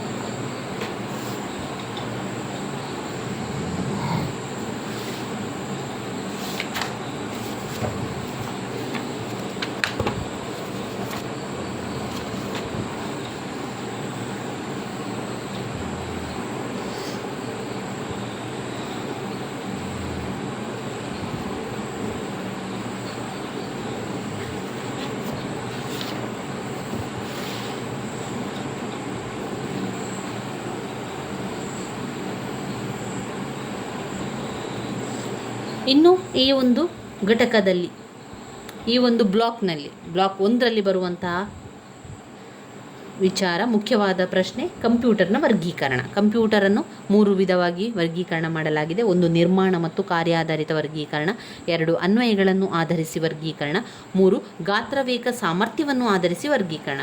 ಈ ಗಾತ್ರ ವೇಗ ಸಾಮರ್ಥ್ಯವನ್ನು ಆಧರಿಸಿದ ವರ್ಗೀಕರಣ 15 ಅಂಕಕ್ಕೆ 10 ಅಂಕಕ್ಕೆ ಕೇಳುವಂತಹ ಪ್ರಶ್ನೆ, ಪದೇ ಪದೇ ಕೇಳುವಂತಹ ಪ್ರಶ್ನೆಗಳಾಗಿದೆ. ಇದು ನಿರ್ಮಾಣ ಮತ್ತು ಕಾರ್ಯಾಧಾರಿತ ವರ್ಗೀಕರಣದಲ್ಲಿ ಒಟ್ಟು 3 ಪಾಯಿಂಟ್ಸ್ಗಳು: analog computer, digital computer, hybrid computer. Analog computer ಅಂದರೆ ಏನು? ಈ ಒಂದು ಅನಲಾಗ್ ಕಂಪ್ಯೂಟರ್ಗಳನ್ನು ಬದಲಾಗುತ್ತಿರುವ ಸಂಕೇತಗಳನ್ನು ಗಮನಿಸಲು ಬಳಸಲಾಗುತ್ತದೆ. ಇದು ಅನಲಾಗ್ ಸಾಧನಗಳನ್ನು ಹೊಂದಿರುತ್ತದೆ ಮತ್ತು ದೈಹಿಕ ಪ್ರಕೃತಿ ಮಾಹಿತಿಗಳನ್ನು ನಿರ್ವಹಿಸುತ್ತದೆ. ಅನಲಾಗ್ ಕಂಪ್ಯೂಟರ್ಗಳು ತಮ್ಮ ಡೇಟಾವನ್ನು ಕೆಲವು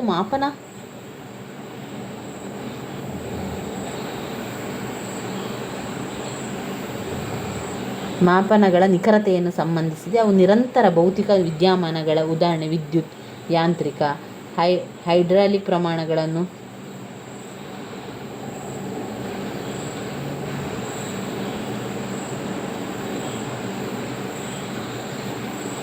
ರಾಸಾಯನಿಕ ಘಟಕಗಳಾಗಿರುವಂಥ ಅನಲಾಗ್ ಕಂಪ್ಯೂಟರ್. ಡಿಜಿಟಲ್ ಕಂಪ್ಯೂಟರ್ನಲ್ಲಿ ಇದು ಹೆಚ್ಚು ಕಡಿಮೆ, ಧನಾತ್ಮಕ ಅಥವಾ ಋಣಾತ್ಮಕ, ಕಡಿಮೆ ಹೆಚ್ಚು ಪ್ರತಿನಿಧಿಗಳು, ಬೈನರಿ ಅಂಕೆಗಳು 0 ಮತ್ತು 1.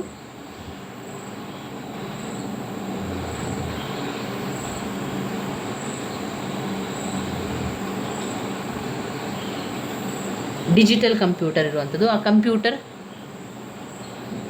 ದಶಮಾಂಶ ಅಂಕೆಗಳು ಮತ್ತು ಇತರ ಚಿಹ್ನೆಗಳನ್ನು ಸ್ವೀಕರಿಸಿ ಮಾನವ ಓದಬಲ್ಲ ಔಟ್ಪುಟ್ ನೀಡಬಹುದು. ಉದಾಹರಣೆ ಧನಾತ್ಮಕ ಅಥವಾ ಋಣಾತ್ಮಕ, ಕಡಿಮೆ, ಅತಿ ಹೆಚ್ಚಿನ, ಆನ್ ಆಫ್ ಪ್ರತಿನಿಧಿಗಳು, ಬೈನರಿ ಅಂಕೆಗಳು 0 ಮತ್ತು 1 ಬಳಸಲಾಗುತ್ತದೆ. ಈ ಬೈನರಿ ದತ್ತಾಂಶಗಳಲ್ಲಿ ಪ್ರಕ್ರಿಯೆಗೊಳಿಸುತ್ತದೆ. ಅನಲಾಗ್ ಕಂಪ್ಯೂಟರ್ ಮಾಡಿದ ಮಾಪನಗಳ ನಿಖರತೆಯಲ್ಲಿ ಸೀಮಿತವಾಗಿರುತ್ತದೆ. ಡಿಜಿಟಲ್ ಕಂಪ್ಯೂಟರ್ ನಿಖರತೆಗೆ ಅಗತ್ಯವಿದ್ದಷ್ಟು ಸ್ಥಾನಗಳನ್ನು, ಸಂಖ್ಯೆಗಳನ್ನು ಬಳಸಿಕೊಂಡು ದಶಮಾಂಶ ಪ್ರತಿನಿಧಿಸುತ್ತದೆ. Hybrid computer. ಈ ಕಂಪ್ಯೂಟರ್ಗಳಲ್ಲಿ ಅನಲಾಗ್ ಮತ್ತು ಡಿಜಿಟಲ್ ಕಂಪ್ಯೂಟರ್ ಎರಡರ ಕೂಡ ತತ್ವವನ್ನು ಬಳಸ್ತೇವೆ. ಹೈಬ್ರಿಡ್ ಕಂಪ್ಯೂಟರ್ಗಳು ಒಂದು ಡಿಜಿಟಲ್ ಕಂಪ್ಯೂಟರ್ ಅನಲಾಗ್ ಸಂಕೇತಗಳನ್ನು ಸ್ವೀಕರಿಸುತ್ತದೆ, ಅವುಗಳನ್ನು ಡಿಜಿಟಲ್ಗೆ ಪರಿವರ್ತಿಸುತ್ತದೆ ಮತ್ತು ಅವುಗಳನ್ನು ಡಿಜಿಟಲ್ ರೂಪದಲ್ಲಿ ಪ್ರಕ್ರಿಯೆಗೊಳಿಸುತ್ತದೆ. ಈ ಏಕೀಕರಣ ಅನಲಾಗ್ನಿಂದ ಡಿಜಿಟಲ್ಗೆ, ಡಿಜಿಟಲ್ನ ಅನಲಾಗ್ಗೆ ಪರಿವರ್ತನೆ ಮೂಲಕ ಪಡೆಯಲಾಗುತ್ತದೆ. ಹೈಬ್ರಿಡ್ ಕಂಪ್ಯೂಟರ್ ಅನಲಾಗ್ ಡೇಟಾವನ್ನು ಬಳಸಿ ಅನಲಾಗ್ ಅಥವಾ ಡಿಜಿಟಲ್ ದಶಮಾಂಶ ಉಂಟು ಮಾಡುತ್ತದೆ. ಅದರ ಕಾರ್ಯಾಚರಣೆ ಸಂದರ್ಭದಲ್ಲಿ ನಿರಂತರವಾಗಿ ಬಳಸುತ್ತಿರುವ ಇನ್ಪುಟ್ ಸ್ವೀಕರಿಸುತ್ತದೆ ಮತ್ತು ನಂತರ ಡಿಜಿಟಲ್ ಪ್ರಕ್ರಿಯೆ ಅನೇಕ ಮೌಲ್ಯಗಳಾಗಿ ಪರಿವರ್ತಿಸುತ್ತದೆ. ಹೈಬ್ರಿಡ್ ಕಂಪ್ಯೂಟರ್, ಡಿಜಿಟಲ್ ಕಂಪ್ಯೂಟರ್, ಆಮೇಲೆ ಅನಲಾಗ್ ಕಂಪ್ಯೂಟರ್. ಅದನ್ನು ಅನ್ವಯಗಳ ಆಧಾರಿತ ವರ್ಗೀಕರಣ, ಗಾತ್ರ ವೇಗ ದಕ್ಷತೆಯನ್ನು ಆಧರಿಸಿ ವರ್ಗೀಕರಣ. ಮೊದಲನೇದಾಗಿ ಅನ್ವಯಗಳ ಆಧಾರಿತ ವರ್ಗೀಕರಣ. ಸಾಮಾನ್ಯ ಉದ್ದೇಶಿತ ಕಂಪ್ಯೂಟರ್ಗಳು ಮತ್ತು ವಿಶೇಷ ಉದ್ದೇಶಿತ ಕಂಪ್ಯೂಟರ್ ಆಗಿರುವಂಥದ್ದು. ಕಂಪ್ಯೂಟರ್ನಿಂದ ಆಕಾರ, ಗಾತ್ರ, ತೂಕಗಳ ಲಭ್ಯವಿದೆ. ಈ ಕಾರಣ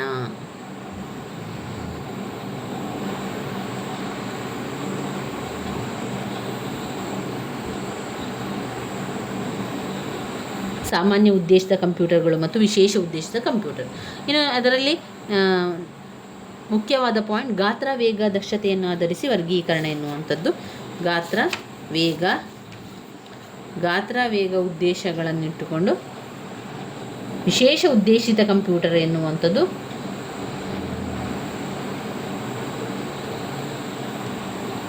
ಇದರಿಂದ ಏನಾಗ್ತದೆ, ವಿಶೇಷ ಉದ್ದೇಶಿತ ಕಂಪ್ಯೂಟರ್ಗಳು ಅವಶ್ಯಕವಾಗಿರುತ್ತದೆ. ಇದಲ್ಲದೆ ಬೆಲೆ ಕಡಿಮೆ, ಉದಾಹರಣೆಗೆ ಉನ್ನತ ಮಟ್ಟದ ಡಿಜಿಟಲ್ ಕ್ಯಾಮರಾ, ವಾಹನ ಇಂಧನ ಮತ್ತು ದಹನ ಯಂತ್ರಗಳನ್ನು ಸಲ್ಲಾದ ಕಂಪ್ಯೂಟರ್ಗಳು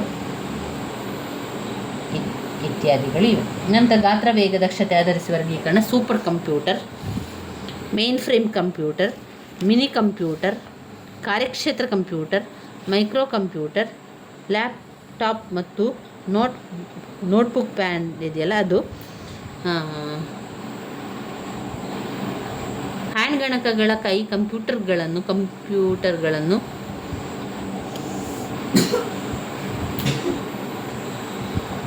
ಇಲ್ಲಿ, ಆಮೇಲೆ ಹ್ಯಾಂಡ್ ಗಣಕಗಳು, ಪರ್ಸನಲ್ ಡಿಜಿಟಲ್ ಸಹಾಯಕ, ಆಮೇಲೆ ಸ್ಮಾರ್ಟ್ಫೋನ್, ಟ್ಯಾಬ್ಲೆಟ್ಗಳು.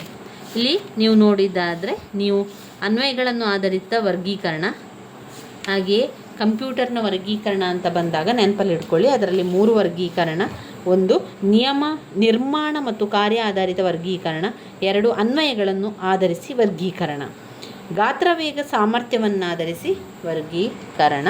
ಇದರಲ್ಲಿ ಪಾಯಿಂಟ್ಸ್ಗಳನ್ನಷ್ಟೇ ನೋಡ್ತಾ ಹೋಗಿ. ಮೊದಲಿಗೆ ನಿರ್ಮಾಣ ಮತ್ತು ಕಾರ್ಯ ಆಧಾರಿತ ವರ್ಗೀಕರಣದಲ್ಲಿ analog computer, digital computer, hybrid computer. ಅನ್ವಯಗಳ ವರ್ಗೀಕರಣದಲ್ಲಿ ಸಾಮಾನ್ಯ ಉದ್ದೇಶಿತ ಕಂಪ್ಯೂಟರ್ಗಳು, ವಿಶೇಷ ಉದ್ದೇಶಿತ ಕಂಪ್ಯೂಟರ್ಗಳು. ಸಾಮಾನ್ಯ ಉದ್ದೇಶಿತ ಕಂಪ್ಯೂಟರ್, ವಿಶೇಷ ಉದ್ದೇಶಿತ ಕಂಪ್ಯೂಟರ್. ಗಾತ್ರ ವೇಗ ದಕ್ಷತೆಯನ್ನು ಆಧರಿಸಿ ವರ್ಗೀಕರಣ, ಗಾತ್ರ ವೇಗ ದಕ್ಷತೆಯನ್ನು ಆಧರಿಸಿ ವರ್ಗೀಕರಣ.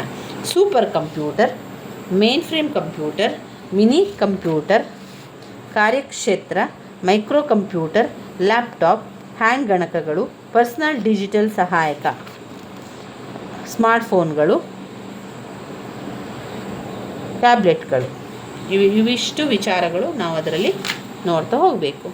ಇನ್ನು ಕಂಪ್ಯೂಟರ್ನ ಕ್ರಿಯಾತ್ಮಕ ಘಟಕವನ್ನು ನೋಡೋಣ. ಕಂಪ್ಯೂಟರ್ನ ಕ್ರಿಯಾತ್ಮಕ ಘಟಕದಲ್ಲಿ ನಾವು ಆ ಘಟಕವನ್ನು ಈ ರೀತಿ ಚಿತ್ರವನ್ನು ಬಿಡಿಸಬೇಕು, ನಂತರ ಭಾಗವನ್ನು ಹೆಸರಿಸುವಂಥದ್ದು. ಅದಕ್ಕೆ ನಿಮಗೆ ಉತ್ತರದ ಒಂದು ಪುಟದಷ್ಟು ಸಂಪೂರ್ಣ ಚಿತ್ರವನ್ನು ಮಾಡಬೇಕು. ಅದಾದ ನಂತರ ಅದಕ್ಕೆ ಸಂಬಂಧಪಟ್ಟಂತೆ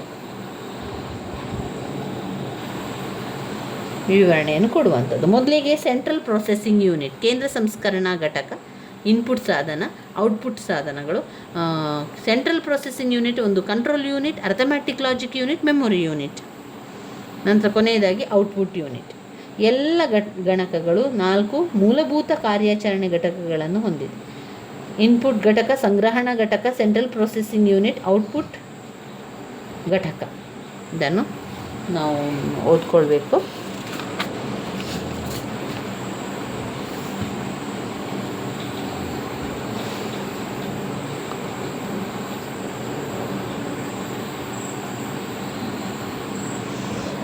ಇನ್ನು ಇವಿಷ್ಟು ಇನ್ಪುಟ್ ಸಾಧನಗಳಾಯಿತು. ನೀವು ಇನ್ಪುಟ್ ಸಾಧನಗಳು ಅಲ್ಲ, ಈಗ ನಾವು ಕಂಪ್ಯೂಟರ್ನ ಕ್ರಿಯಾತ್ಮಕ ಘಟಕವನ್ನು ನೋಡಿದ್ದೆವು. ಈಗ ಇನ್ಪುಟ್ ಸಾಧನಗಳು ಅಂದರೆ ಏನು? ಇನ್ಪುಟ್ ಸಾಧನಗಳು ಅಂತ ಹೇಳಿದರೆ ಒಂದು ಬಾಹ್ಯ ಸಾಧನ. ಕಂಪ್ಯೂಟರ್ಗೆ ಮಾಹಿತಿಯ ಮತ್ತು ನಿಯಂತ್ರಣ ಸಂಕೇತಗಳನ್ನು ಒದಗಿಸಲು ಬಳಸಲಾಗ್ತದೆ. ಇನ್ಪುಟ್ ಮತ್ತು ಔಟ್ಪುಟ್ ಸಾಧನಗಳು ಕಂಪ್ಯೂಟರ್ ಮತ್ತು ಮಾನವನ ನಡುವೆ ಹಾರ್ಡ್ವೇರ್ ಇಂಟರ್ಫೇಸ್ ರೀತಿ ವರ್ತಿಸ್ತದೆ. ಇನ್ಪುಟ್ ಸಾಧನಗಳು ಈ ರೀತಿ ವರ್ಗೀಕರಣಗೊಳಿಸಲಾಗಿದೆ.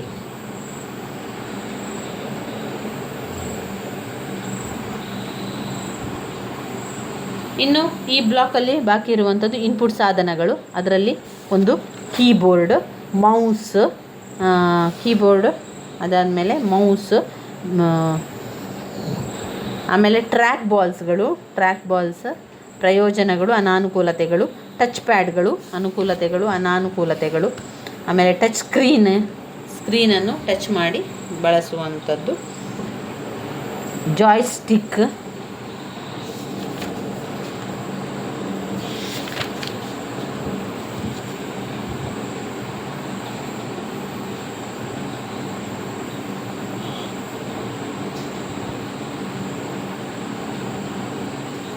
ಇನ್ನು ನಾವು ನೋಡುವುದಾದರೆ ಉತ್ಪನ್ನ ಸಾಧನಗಳು ಅಂತ ಬರ್ತದೆ. ಇಲ್ಲಿ ನಾವು ಘಟಕ 1ರಲ್ಲಿ ಕಂಪ್ಯೂಟರ್ನ ಪರಿಚಯ, ಕಂಪ್ಯೂಟರ್ನ ವರ್ಗೀಕರಣ, ಕಂಪ್ಯೂಟರ್ನ ಕ್ರಿಯಾತ್ಮಕ ಘಟಕ, ಇನ್ಪುಟ್ ಸಾಧನಗಳು 38ರ ತನಕ ಇನ್ಪುಟ್ ಸಾಧನಗಳಿವೆ. ಇಲ್ಲಿಂದ ಬರುವಂಥದ್ದು ಘಟಕ 2. ಇವಿಷ್ಟು ಘಟಕ 1ರಲ್ಲಿ ಬ್ಲಾಕ್ 1 ಘಟಕದಲ್ಲಿ ಎಷ್ಟು ಬ್ಲಾಕ್ ಪಾಠಗಳಿವೆ ಅನ್ನುವಂಥದ್ದು. ಇದರಲ್ಲಿ ಮೊದಲಿಗೆ ಕಂಪ್ಯೂಟರ್ನ ಪರಿಚಯವನ್ನು ಮಾಡಿಕೊಳ್ಳುವಂಥದ್ದು, ಕಂಪ್ಯೂಟರ್ನ ರೂಪುರೇಷ, ಕಂಪ್ಯೂಟರ್ ಇತಿಹಾಸ, ಕಂಪ್ಯೂಟರ್ನ ಗುಣಲಕ್ಷಣ, ಇವುಗಳ ವಿಚಾರಗಳನ್ನು ಕೇಳಿಕೊಳ್ಳುವಂಥದ್ದು. ಇದು ಕಂಪ್ಯೂಟರ್ನ ಪರಿಚಯ. ಇದಾದ ಮೇಲೆ ಕಂಪ್ಯೂಟರನ್ನು ವ್ಯಾಖ್ಯೆ ಮಾಡಲಿಕ್ಕೆ ಇರುವಂಥದ್ದು. ಕಂಪ್ಯೂಟರ್ ಪದವನ್ನು ಲ್ಯಾಟಿನ್ ಪದ ಕಂಪ್ಯೂಟ್ನಿಂದ ಪಡೆಯಲಾಗಿದೆ. ಇದರ ಅರ್ಥ ಲೆಕ್ಕ. ಸರಳ ಪದಗಳಲ್ಲಿ ಕಂಪ್ಯೂಟರ್ ಒಂದು ವಿದ್ಯಾಭ್ಯಾಸ ಸಾಧನ. ದತ್ತಾಂಶ ಮತ್ತು ಸೂಚನೆಗಳನ್ನು ಬಳಕೆದಾರರಿಂದ ಇನ್ಪುಟ್ ರೀತಿಯಲ್ಲಿ ತೆಗೆದುಕೊಳ್ಳುತ್ತದೆ. ಒಮ್ಮೆ ಕಂಪ್ಯೂಟರ್ ಬಳಕೆದಾರರಿಂದ ಡೇಟಾ ಪಡೆದ ನಂತರ ಸೂಚನೆಗಳಿಗೆ ಅದು ಕಾಯ್ತಾ ಇರ್ತದೆ. ಬಳಕೆದಾರನ ಸೂಚನೆಗಳನ್ನು ಸ್ವೀಕರಿಸಿದ ಮೇಲೆ ಕಂಪ್ಯೂಟರ್ ದಶಮಾಂಶ ಸಂಸ್ಕರಿಸುತ್ತದೆ ಮತ್ತು ಕೆಲವು ಔಟ್ಪುಟ್ ಉತ್ಪಾದಿಸುತ್ತದೆ ಮತ್ತು ಬಳಕೆದಾರರಿಗೆ ತೋರಿಸುತ್ತದೆ.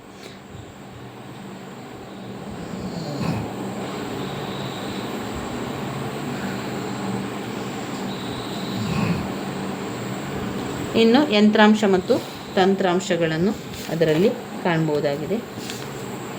ಆಮೇಲೆ ಕಂಪ್ಯೂಟರ್ನ ಗುಣಲಕ್ಷಣ ತಿಳ್ಕೊಂಡೆವು. ವೇಗ, ಶೇಖರಣೆ, ನಿಖರತೆ, ಕೌಶಲ, ಕಾರ್ಯತತ್ಪರತೆ.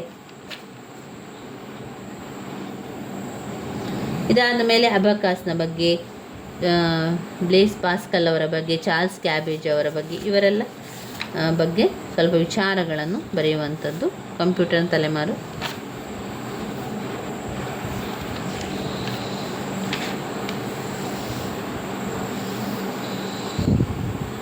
ಇದಾದಮೇಲೆ 5ನೇ ಪೀಳಿಗೆಯ ಕಂಪ್ಯೂಟರ್, ಪರ್ಸನಲ್ ಫ್ಯೂಚರ್, ಸಾವಯವ, ಟಿಪ್ಸ್ ಪರಿಚಯ, ದೊಡ್ಡ ಶೇಖರಣಾ ಸಮಸ್ಯೆ, ಅತಿ ವೇಗ ಕಂಪ್ಯೂಟರ್ ಉದಾಹರಣೆ, ಸೂಪರ್ ಕಂಪ್ಯೂಟರ್, ಪ್ಯಾರಲಲ್ ಪ್ರೊಸೆಸಿಂಗ್.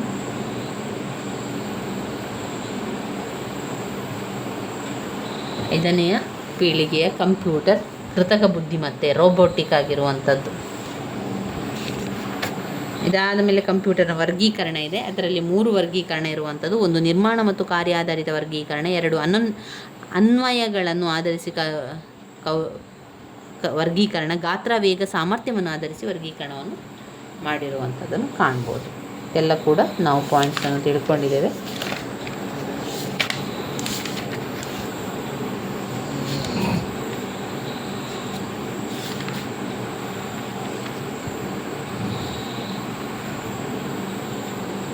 ಇದು ಕಂಪ್ಯೂಟರ್ನ ಚಿತ್ರ ಮತ್ತು ಭಾಗವನ್ನು ಹೆಸರಿಸಲಿಕ್ಕೆ. ಅದಾದ ಮೇಲೆ ಇನ್ಪುಟ್ ಸಾಧನಗಳನ್ನು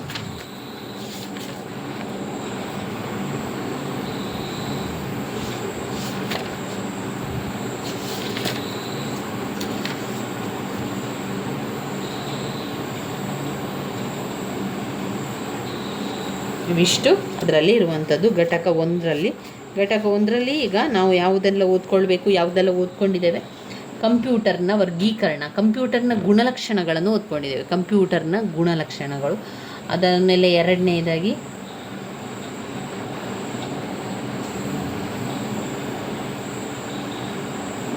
ಇದರಲ್ಲಿ ನಾವು ನೋಡೋದಾದರೆ ಕಂಪ್ಯೂಟರ್ನ ಬ್ಲಾಕ್ 1ರಲ್ಲಿ ಕಂಪ್ಯೂಟರ್ನ ವರ್ಗೀಕರಣ, ಕಂಪ್ಯೂಟರ್ನ ಕ್ರಿಯಾತ್ಮಕ ಘಟಕ, ಇನ್ಪುಟ್ ಸಾಧನ, ಈ ರೀತಿಯಾಗಿ ಮಾಡಿದರೆ ತುಂಬಾ ಸುಲಭ ಆಗ್ತದೆ.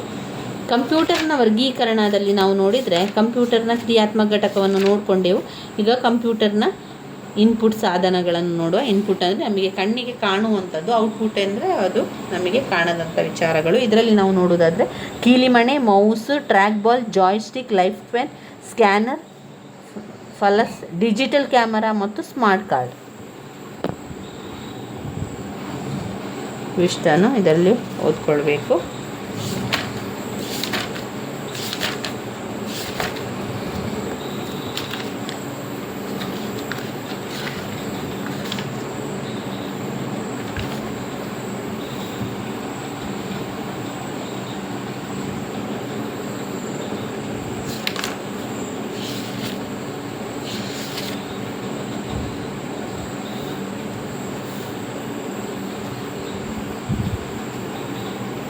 ಇದರಲ್ಲಿ ನೀವೆಲ್ಲ ಚಿತ್ರಗಳನ್ನೆಲ್ಲ ನೋಡ್ತಾ ಓದ್ತಾ ಹೋಗ್ಬೋದು.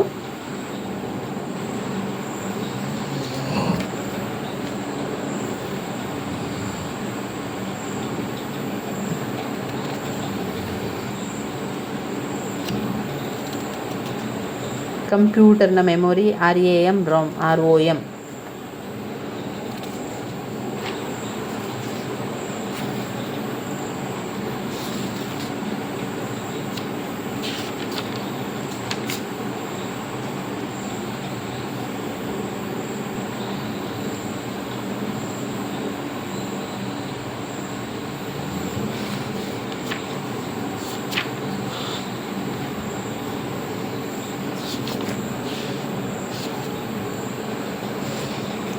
ಘಟಕ 7 ಅದು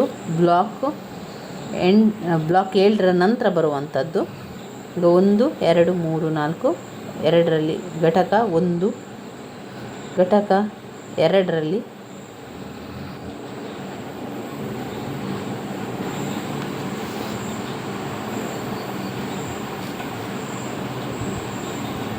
ಇಲ್ಲಿ ದ್ವಿತೀಯ ಶೇಖರಣಾ ಸಾಧನಗಳು. ದ್ವಿತೀಯ ಶೇಖರಣಾ ಸಾಧನಗಳಲ್ಲಿ ಸೆಕೆಂಡ್ರಿ ಶೇಖರಣಾ ಸಾಧನೆಗಳು magnetic tape, magnetic drum, magnetic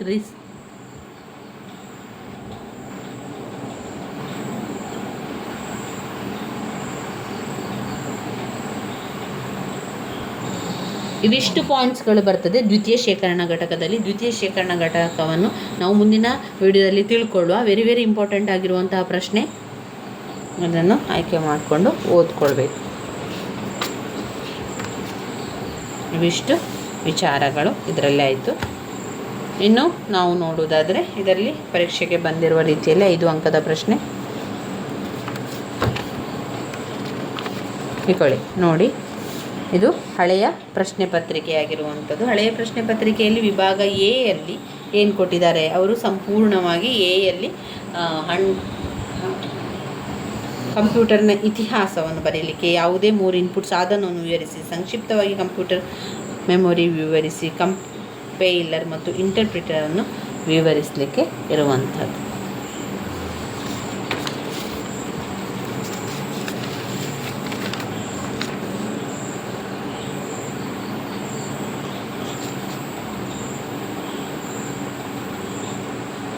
ವಿಭಾಗ ಬಿ ಯಲ್ಲಿ ಮಲ್ಟಿಮೀಡಿಯಾ ಅನ್ವಯಗಳ ಪ್ರಾಮುಖ್ಯತೆ, ಸೈಬರ್ ಕಾನೂನು ವಿವರಣೆ, MS ವರ್ಡಲ್ಲಿ ಒಂದು ಟೇಬಲ್ ರಚಿಸಲಿರುವ ಹಂತ, ಬೈನರಿಯಿಂದ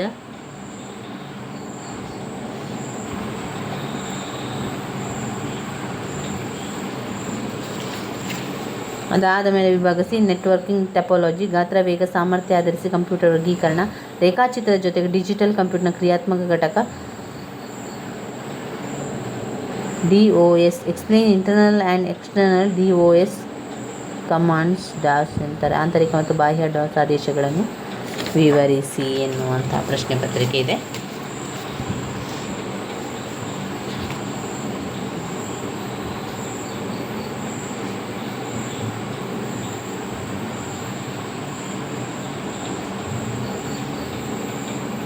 ಇದರಲ್ಲಿ ಕಂಪ್ಯೂಟರ್ ಅಪ್ಲಿಕೇಶನಲ್ಲಿ ಒಟ್ಟು 6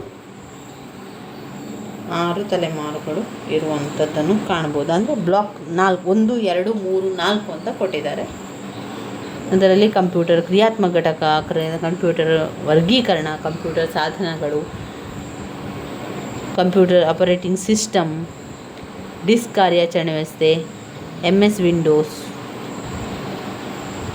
ಇದೆಲ್ಲ ಕೂಡ ಆ ಒಂದು ವಿಚಾರದಲ್ಲಿ ಬರ್ತದೆ. ಕಂಪ್ಯೂಟರನ್ನು ಓದ್ಕೊಳ್ಬೇಕು. ಮುಖ್ಯವಾಗಿರುವಂಥ ಪ್ರಶ್ನೆಗಳನ್ನು ಅವರು ಕೊಡ್ತಾರೆ.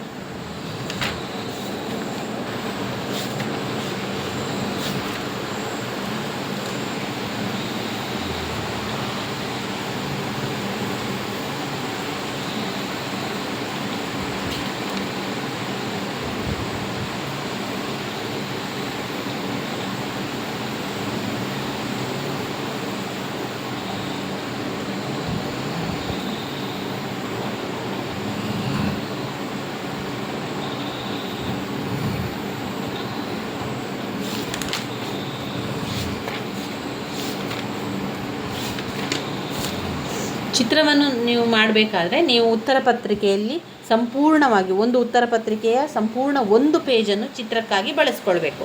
ಈ ಚಿತ್ರ ವೆರಿ ವೆರಿ ಇಂಪಾರ್ಟೆಂಟ್ ಆಗಿರುವಂಥದ್ದು. ಕೆಲವೊಮ್ಮೆ ಕಂಪ್ಯೂಟರ್ ಕ್ರಿಯಾತ್ಮಕ ಘಟಕಗಳನ್ನು ತಿಳಿಸಿ ಅಂತ ಹೇಳುವರು, ಅಥವಾ ಕಂಪ್ಯೂಟರ್ನ ಚಿತ್ರವನ್ನು ತಿಳಿಸಿ ಭಾಗಗಳನ್ನು ಹೆಸರಿಸಿ ಅಂತ ಕೇಳ್ಬೋದು. ಆವಾಗ ನೀವು ಇನ್ಪುಟ್ ಸಾಧನ ನೀವು ಎಡದ ಒಂದು ಭಾಗದಲ್ಲಿ ಇನ್ಪುಟ್ ಅಂತ ಬರೆಯುವಂಥದ್ದು, ಎಡಭಾಗದಲ್ಲಿ ಔಟ್ಪುಟ್ಟು ಅಂತ ಬರೆಯುವಂಥದ್ದು. ಅದಾದ ಮೇಲೆ CPU ಸೆಂಟ್ರಲ್ ಪ್ರೊಸೆಸಿಂಗ್ ಯೂನಿಟ್ ಒಂದು ದೊಡ್ಡದಾದ ಗೆರೆಗಳನ್ನು ಹಾಕಿಕೊಳ್ಳುವಂಥದ್ದು. ನಂತರ control unit, arithmetic logic unit, memory unit control unit, ಹಾಗೆಯೇ control unit magic arithmetic and logic unit.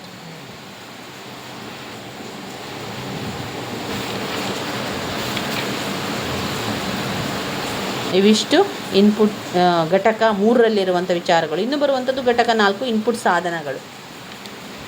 ಇದನ್ನು ನಾವು ಮತ್ತೊಮ್ಮೆ ತಿಳಿತಾ ಹೋಗಬೇಕಾಗ್ತದೆ. ಇನ್ಪುಟ್ ಘಟಕ, ಸಂಗ್ರಹಣಾ ಘಟಕ, ಸೆಂಟ್ರಲ್ ಪ್ರೊಸೆಸಿಂಗ್ ಯೂನಿಟ್, ಔಟ್ಪುಟ್ ಘಟಕ ಎನ್ನುವಂಥ 4 ವಿಭಾಗಗಳನ್ನು ಕಾಣ್ಬೋದು.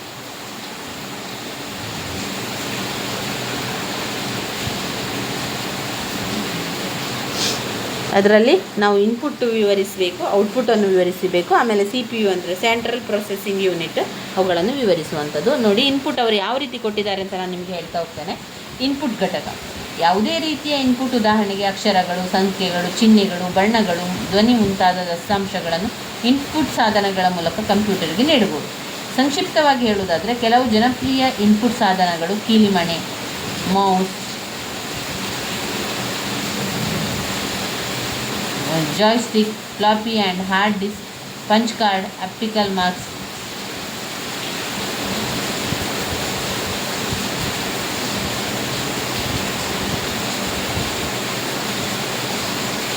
ಇನ್ಪುಟ್ ಘಟಕಗಳು. ಅದರಲ್ಲಿ ಮಾಹಿತಿ ಮತ್ತು ಪ್ರೋಗ್ರಾಮನ್ನು ಸ್ವೀಕರಿಸುವಂಥದ್ದು.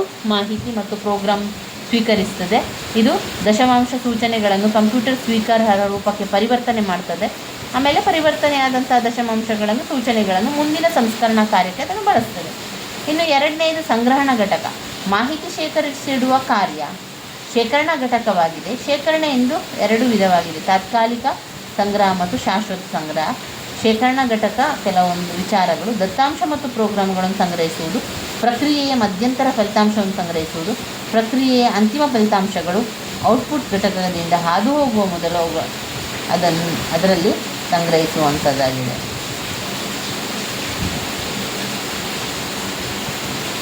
ಆಮೇಲೆ ಕೇಂದ್ರ ಸಂಸ್ಕರಣಾ ಘಟಕ ಸಿ ಪಿ ಯು ಕಂಪ್ಯೂಟರ್ನ ಮೆದುಳು.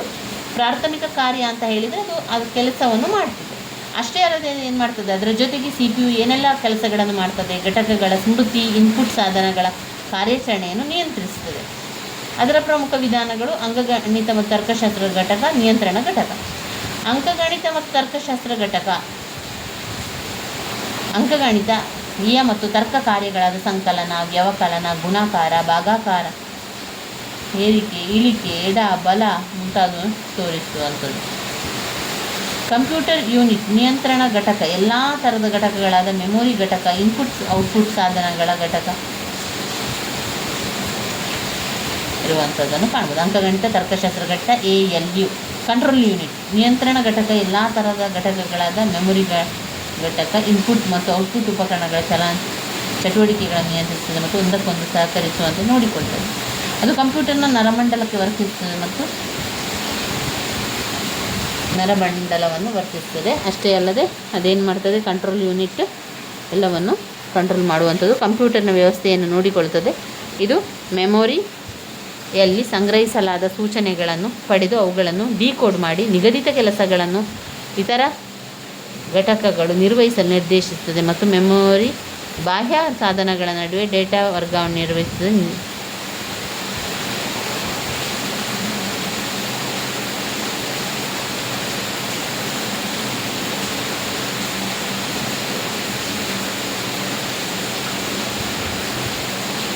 ಕೊನೆಯದಾಗಿ ಔಟ್ಪುಟ್ ಘಟಕ. ಔಟ್ಪುಟ್ ಘಟಕದಲ್ಲಿ ಉತ್ಪನ್ನ ಸಾಧನಗಳು, ಆ ಒಂದು ಉತ್ಪನ್ನ ಸಾಧನಗಳು ಫಲಿತಾಂಶಗಳು ಮತ್ತು ಬೇರೆ ಮಾಹಿತಿಯನ್ನು ಕಂಪ್ಯೂಟರ್ನಿಂದ ಪಡೆಯಲು ಮತ್ತು ಬಳಕೆದಾರರಿಗೆ ಅವುಗಳನ್ನು ಒದಗಿಸಲು ಉಪಯೋಗಿಸುತ್ತದೆ.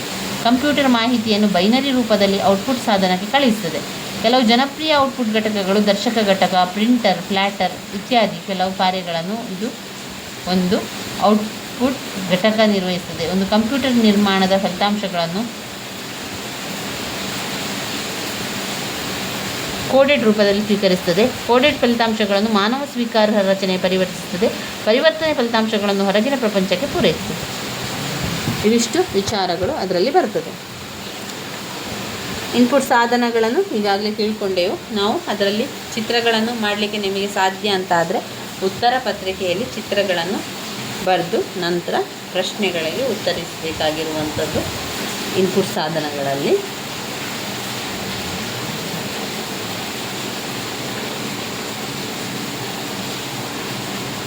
ಇನ್ಪುಟ್ ಸಾಧನಗಳನ್ನು ಓದ್ಕೊಳ್ಳಿ. ವೆರಿ ಇಂಪಾರ್ಟೆಂಟ್ ಆಗಿರುವಂಥದ್ದು, ಸ್ಕಿಪ್ ಮಾಡಲಿಕ್ಕೆ ಹೋಗಬೇಡಿ. ಆಮೇಲೆ ಉತ್ಪನ್ನ ಸಾಧನಗಳು, ಇನ್ಪುಟ್ ಸಾಧನಗಳು, ನಾನ್ ಇನ್ಪುಟ್ ಸಾಧನಗಳು,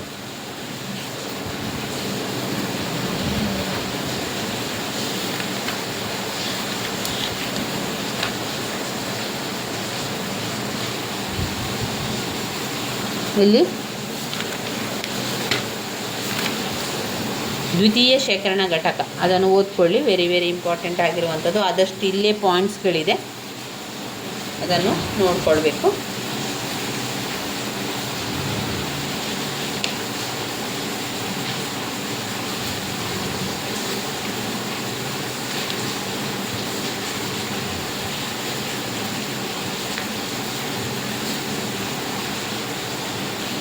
ಇದರಲ್ಲಿ ಇವತ್ತು ನಾವು ಘಟಕ 1 ಘಟಕ 1, ಘಟಕ 2, ಘಟಕ 3, ಘಟಕ 4 ತಿಳ್ಕೊಂಡೆವು. ಅಂದರೆ ಬ್ಲಾಕ್ 1ರಲ್ಲಿ ಬರುವಂಥ ವಿಚಾರಗಳನ್ನು ತಿಳ್ಕೊಂಡೆವು. ಮುಂದಿನ ವಿಡಿಯೋದಲ್ಲಿ ನಾವು ಬ್ಲಾಕ್ 2ರಲ್ಲಿ ಬರುವಂಥ ಪ್ರಶ್ನೆಗಳನ್ನು ತಿಳ್ಕೊಳ್ಳುವ. ನನ್ನ ವಿಡಿಯೋಸ್ ಎಲ್ಲ ನಿಮಗೆ ಇಷ್ಟ ಆಗಿದ್ದರೆ ಲೈಕ್ ಕೊಡಿ, ಶೇರ್ ಮಾಡಿ, ಸಬ್ಸ್ಕ್ರೈಬ್ ಮಾಡಲಿಕ್ಕೆ ಮರಿಬೇಡಿ ಸ್ನೇಹಿತರೆ. ಧನ್ಯವಾದಗಳು.